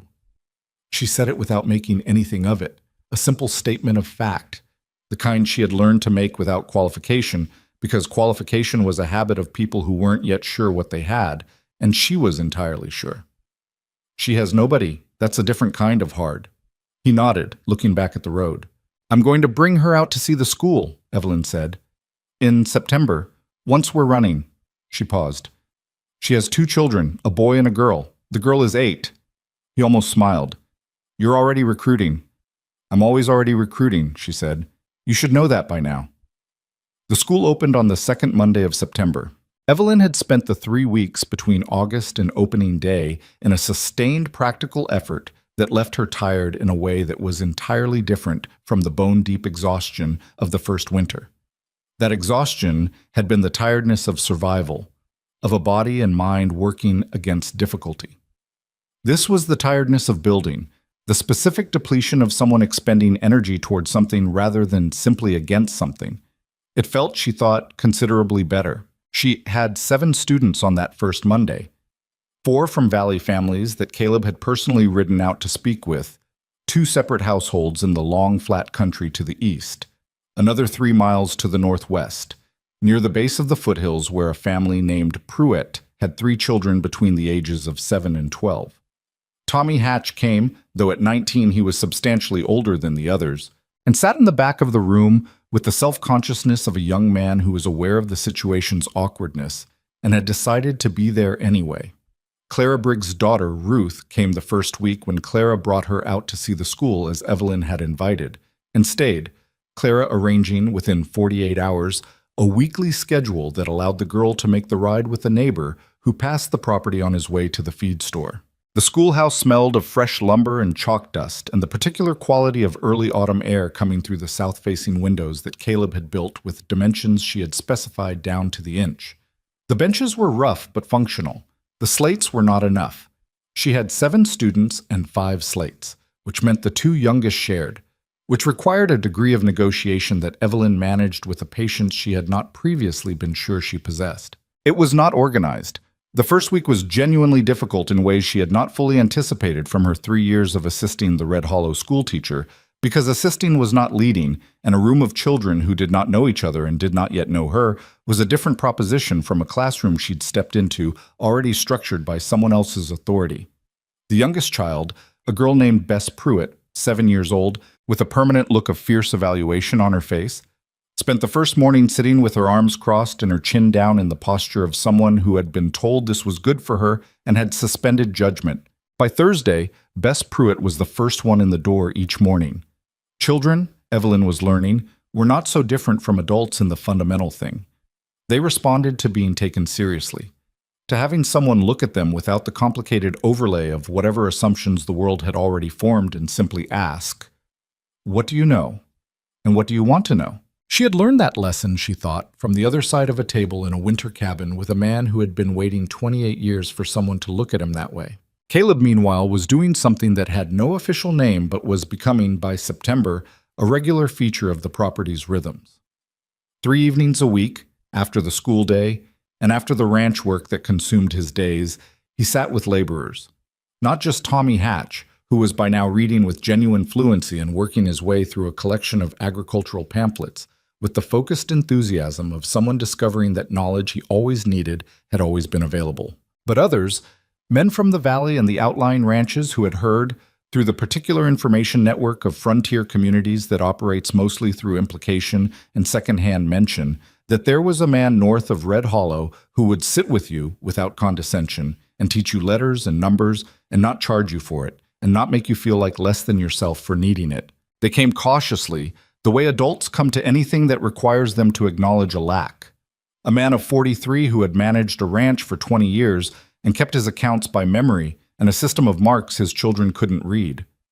2 brothers who had come west from a situation that had not allowed for schooling. A woman, the first woman, whose arrival caused a small recalibration of the evening's social geography that Caleb navigated with a matter-of-factness that Evelyn respected enormously, who was 31 and wanted to read her late mother's letters. Evelyn watched all of this happening on her property and thought about what it meant. She had come here in October to survive. That had been the whole of the plan: get through, maintain dignity, keep her father from ruin, manage whatever came after with intelligence and practicality and the stripped-down competence of a person who has nothing left to lose but her own character. What had actually happened was something she could not have designed if she had tried. The frontier had intended to diminish her. The arrangement had been constructed as a punishment for her refusal, for her father's weakness, for the particular offense of being a woman who would not be managed by a man who thought management was his right. What it had produced instead was the most serious and structurally sound version of herself she had yet occupied. What it had given her, Unintentionally and entirely against the intentions of the people who had arranged it was Caleb. And Caleb, turned out, was not a consolation prize. He was the thing itself. In October, the school's second month, a delegation arrived. There was no other word for it. 4 people from Red Hollow on a Wednesday afternoon. Martha Kelly, who had been her mother's acquaintance, a man named Hector Vance, who ran the dry goods store and served on the town council, a younger woman named June Pryor, who taught in the Red Hollow School, and to Evelyn's considerable surprise, Daniel Boone. Caleb's brother had written in September that he intended to visit. The letter, Caleb had shown it to her, naturally, because that was how they operated, said he would be in the territory for 3 weeks on legal business and would ride out if the invitation was open. Caleb had written back in 2 days, which for him was nearly instantaneous. Daniel Boone was 34, 2 years older than Caleb, with the same dark hair but a leaner build and the specific quality of a man who had spent years working with language and argument, a sharpness around the eyes, a quickness of speech that Caleb didn't have. He arrived on horseback, looked at the property, looked at his brother and said, "You built this." "We built it," Caleb said. Daniel looked at Evelyn. "Mrs. Boone." "Mr. Boone." She took his hand. "I've heard about you, and I have heard about you," he said, with a warmth that was not performed. "More specifically, I have been reading about you for months in letters from a man who before last year had not written to me in 3 years. She glanced at Caleb. He looked at the mountains. "Come inside," she said. "I'll make coffee." The Red Hollow delegation had come. It emerged over the course of that long Wednesday afternoon with something between a proposal and a request. June Pryor, the town schoolteacher, had heard, again through that invisible frontier information network, about the Valley School. She had ridden out the previous month on her own, unofficially, and had spent an afternoon watching Evelyn teach and had gone back to Red Hollow with opinions. Those opinions had apparently been shared with Martha Kelly, who had shared them with Hector Vance, who was on the town council and therefore had the theoretical authority to make a certain kind of conversation official. "The town council," Vance said, sitting at Evelyn's table with his hat in his hands and the careful manner of a man making a proposal he's not certain will be accepted, has been discussing whether there might be a formal arrangement between your school here and the Red Hollow School. Students who are too far out to attend in town, who might otherwise fall through. A kind of extended program. Evelyn looked at him. "What kind of arrangement exactly?" "Resources partly. We have primer supplies that aren't being used fully. The enrollment in town has been down. June thought," he nodded toward the school teacher, "she thought some of those materials might be better used out here." "And in return?" Evelyn asked, because there was always a return and she had learned not to wait for it to be mentioned as an afterthought. Vance and June Pryor exchanged a brief look. "Recognition, mainly," June said, taking over with the directness of someone more comfortable with honesty than diplomatic positioning. "If the council acknowledges the Valley School formally, it means the families out here have a legitimate educational structure. It helps them. It helps their children." She paused. "It also means that what you're doing can continue without requiring explanation every time someone in town has a question about it." Evelyn understood this. The explanation June Pryor was delicately not naming was the one that would otherwise be required whenever a woman running an unofficial frontier school came to the attention of people with official opinions about the proper order of things. She looked at Caleb. He was watching her with the expression she knew as his version of support, present, attentive, entirely non-directive. He had learned over the year not to make decisions for her in the way that men make decisions for women by simply occupying the space where the decision should be made. And she had learned to look at him not for permission, but for the particular grounding quality of his steadiness when she was about to do something that required her to be entirely sure of herself. She looked back at Vance. "I have conditions." He nodded. He had, she thought, expected this. Her conditions were not theatrical. They were practical. The materials to be delivered, not collected. She would not be sending students to Red Hollow to prove they deserve supplies. The arrangement to be documented formally in the council record so that it couldn't be quietly dissolved when someone with a different opinion about women running schools took a seat on the council. And the Valley School to retain its own curriculum decisions, She was not going to teach to Red Hollow's preferences if Red Hollow's preferences conflicted with what her students actually needed. Vance worked through her conditions with the focused attention of a man taking something seriously. He agreed to 2 immediately, negotiated mildly on the 3rd. She kept the curriculum independence. He asked for a quarterly report to the council. She accepted that because a quarterly report was not a transfer of authority, but an exchange of information. And by the end of the afternoon, they had an agreement. Martha Kelly, who had been quiet through most of the negotiation, said as they were preparing to leave, "Your mother would have been proud of you, Evelyn." Evelyn looked at her. Martha had known her mother longer than almost anyone in Red Hollow. She said it with the simplicity of a genuine statement rather than a social one. "I think she would have liked this place," Evelyn said. "She never minded hard things." "No," Martha agreed. "She didn't." There was a moment between them, 2 women in a frontier kitchen, across the distance of a year that had changed one of them significantly. And then it passed, and Martha put on her hat and went out to her horse, and the delegation rode south toward Red Hollow, and the property returned to its own rhythms in the October afternoon.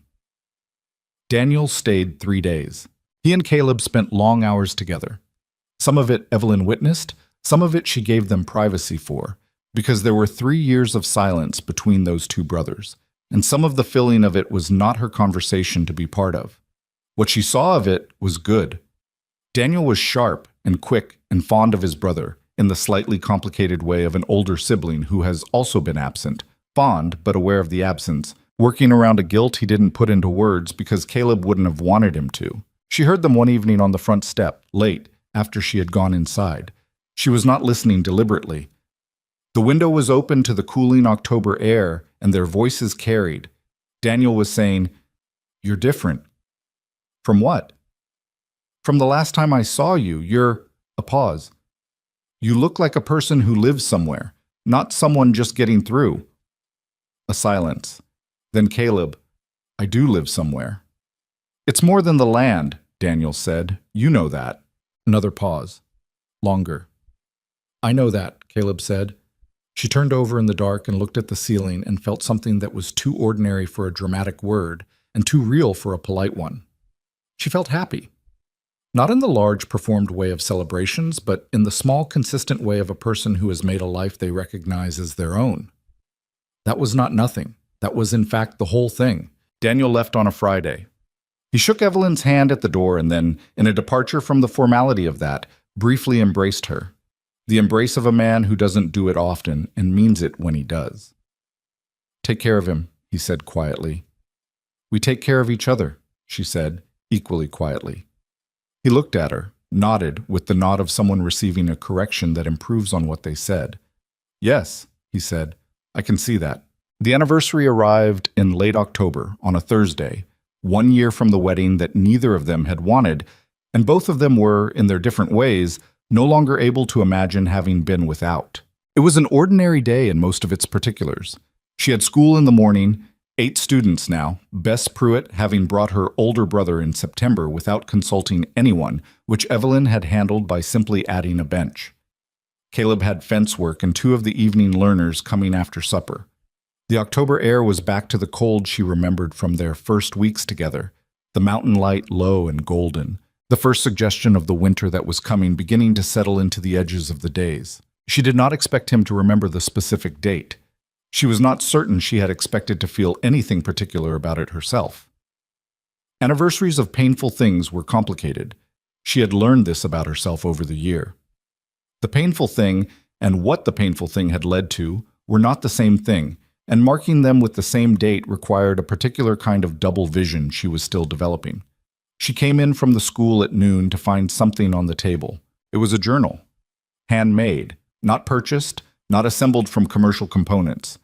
He had built it, bound pages between 2 pieces of cured leather, stitched at the spine with the careful and slightly uneven stitching of a man who had taught himself the technique from a book and practiced it until it worked. The leather was good. She recognized it as from a piece he'd kept aside in the barn, a quality piece, the kind you saved for something specific. She stood at the table and looked at it for a moment without picking it up. Then she opened it. The first page was in his handwriting. The writing she had watched develop from uncertain block letters traced on scrap paper in the firelight of their first winter to this. Still deliberate, still distinctly his in its precision, but fluent now. Fully his. He had written, on the first page, "You taught me to read so that I could learn things from the world. What I didn't know then was that the first thing I was going to learn was you." She stood at the table with the journal open and felt the thing she had felt in February when she'd read his first letter. That same interior reorganization, that same quality of something unnamed completing its shape. Only this time she knew what the shape was. She had been living inside it for months. The rest of the pages were blank. That was intentional. She understood immediately. He came in 20 minutes later from the yard, and she was still at the table, and he stopped when he saw her face. "Too much?" he asked. She shook her head. "No. I wasn't sure. Caleb." She looked at him. "It's exactly right." He came to the table and sat down across from her, the way he had sat across from her for an entire winter while she taught him letters by lamplight. She thought about all the evenings at this table, all the conversations that had built something neither of them had planned and both of them now couldn't have done without. "1 year," he said. "1 year," she agreed. He looked at the journal. "I thought you could write the next part, of whatever this is." "I think we both write it," she said. "I'll probably spell things wrong. I'll correct them." He almost smiled. That expression she had learned to read in all its variations, that understated warmth that was entirely his and entirely real. "That's not going to stop." "I know," she said. "I don't want it to." They sat in the October quiet. Outside, the mountains held their position against the sky, patient and indifferent and entirely reliable. The creek ran in the distance. Somewhere in the south pasture, the cattle were moving in the afternoon light. This was not a perfect life. Evelyn had enough honesty to hold that clearly. The winters would remain hard. The frontier would remain unforgiving of mistakes, slow to reward effort, quicker to punish failure than to acknowledge survival. Her father's health was a concern that would not resolve neatly. Clayton Mercer was still the magistrate of Red Hollow, and still the man whose hand was on most of the levers of power in the county, whatever small shift had occurred in his sitting room in August. The school would face resistance from people who thought frontier children didn't need letters, and that women who thought otherwise were putting ideas where ideas didn't belong. None of that had gone away. What had changed was what she stood on. The ground under her feet was different from the ground she had stood on in October of the previous year. Not geographically, not structurally, but in the specific way that ground changes when you have stopped moving across it and have chosen, deliberately and with full knowledge of its imperfections, to stay. She thought about the women she had known growing up who had made choices out of fear and called them choices. Her father, who had borrowed in secrecy from men like Mercer and called it management. The town of Red Hollow, which had looked at a laborer and called him lesser, and looked at a disgraced banker's daughter and called her fallen, and been wrong about both in ways that were still slowly becoming visible. She thought about what it cost to reduce a person to a function. She had been reduced to a debt, to a mechanism for settling accounts. Caleb had been reduced to his labor, to his lack of formal education, to the word servant that people used when they meant to diminish. What got lost in that reduction, on both sides, was the actual person, the intelligence, the stubbornness, the capacity for love that had nothing to do with social standing or the balance of a ledger. Red Hollow was learning this, slowly, imperfectly, with the occasional relapse that came whenever someone's assumptions were more comfortable than the evidence. But learning it, because of this property, because of the schoolhouse with its south-facing windows, because of the evenings 3 times a week, where men who had been told their whole lives that literacy was not for them, sat down and discovered it was. Because of Caleb, who had spent 28 years carrying an absence and had filled it, and was now, methodically and without announcement, helping others do the same. Because of Evelyn, who had arrived here with nothing she had chosen and had built, out of difficulty and unexpected partnership, and the particular tenacity of a woman who did not know how to stop noticing things, something that mattered. She picked up the journal. She turned past the first page to the blank ones. She looked at him across the table. "Do you want to know what I'm going to write first?" she asked. "Tell me." That the thing I was most wrong about, in October, was thinking that being given no choice was the same as having nothing. She set her hand flat on the blank page. "I had everything, I just didn't know what it was yet."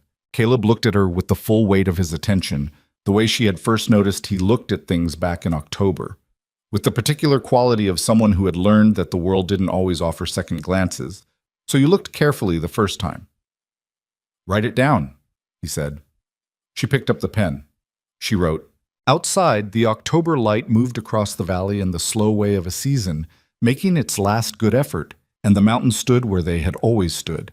And somewhere in Red Hollow, a town was in the early stages of understanding that it had been wrong about two people who had never required its understanding in order to build something true. They had built it anyway. That was the whole of the story, and it was enough.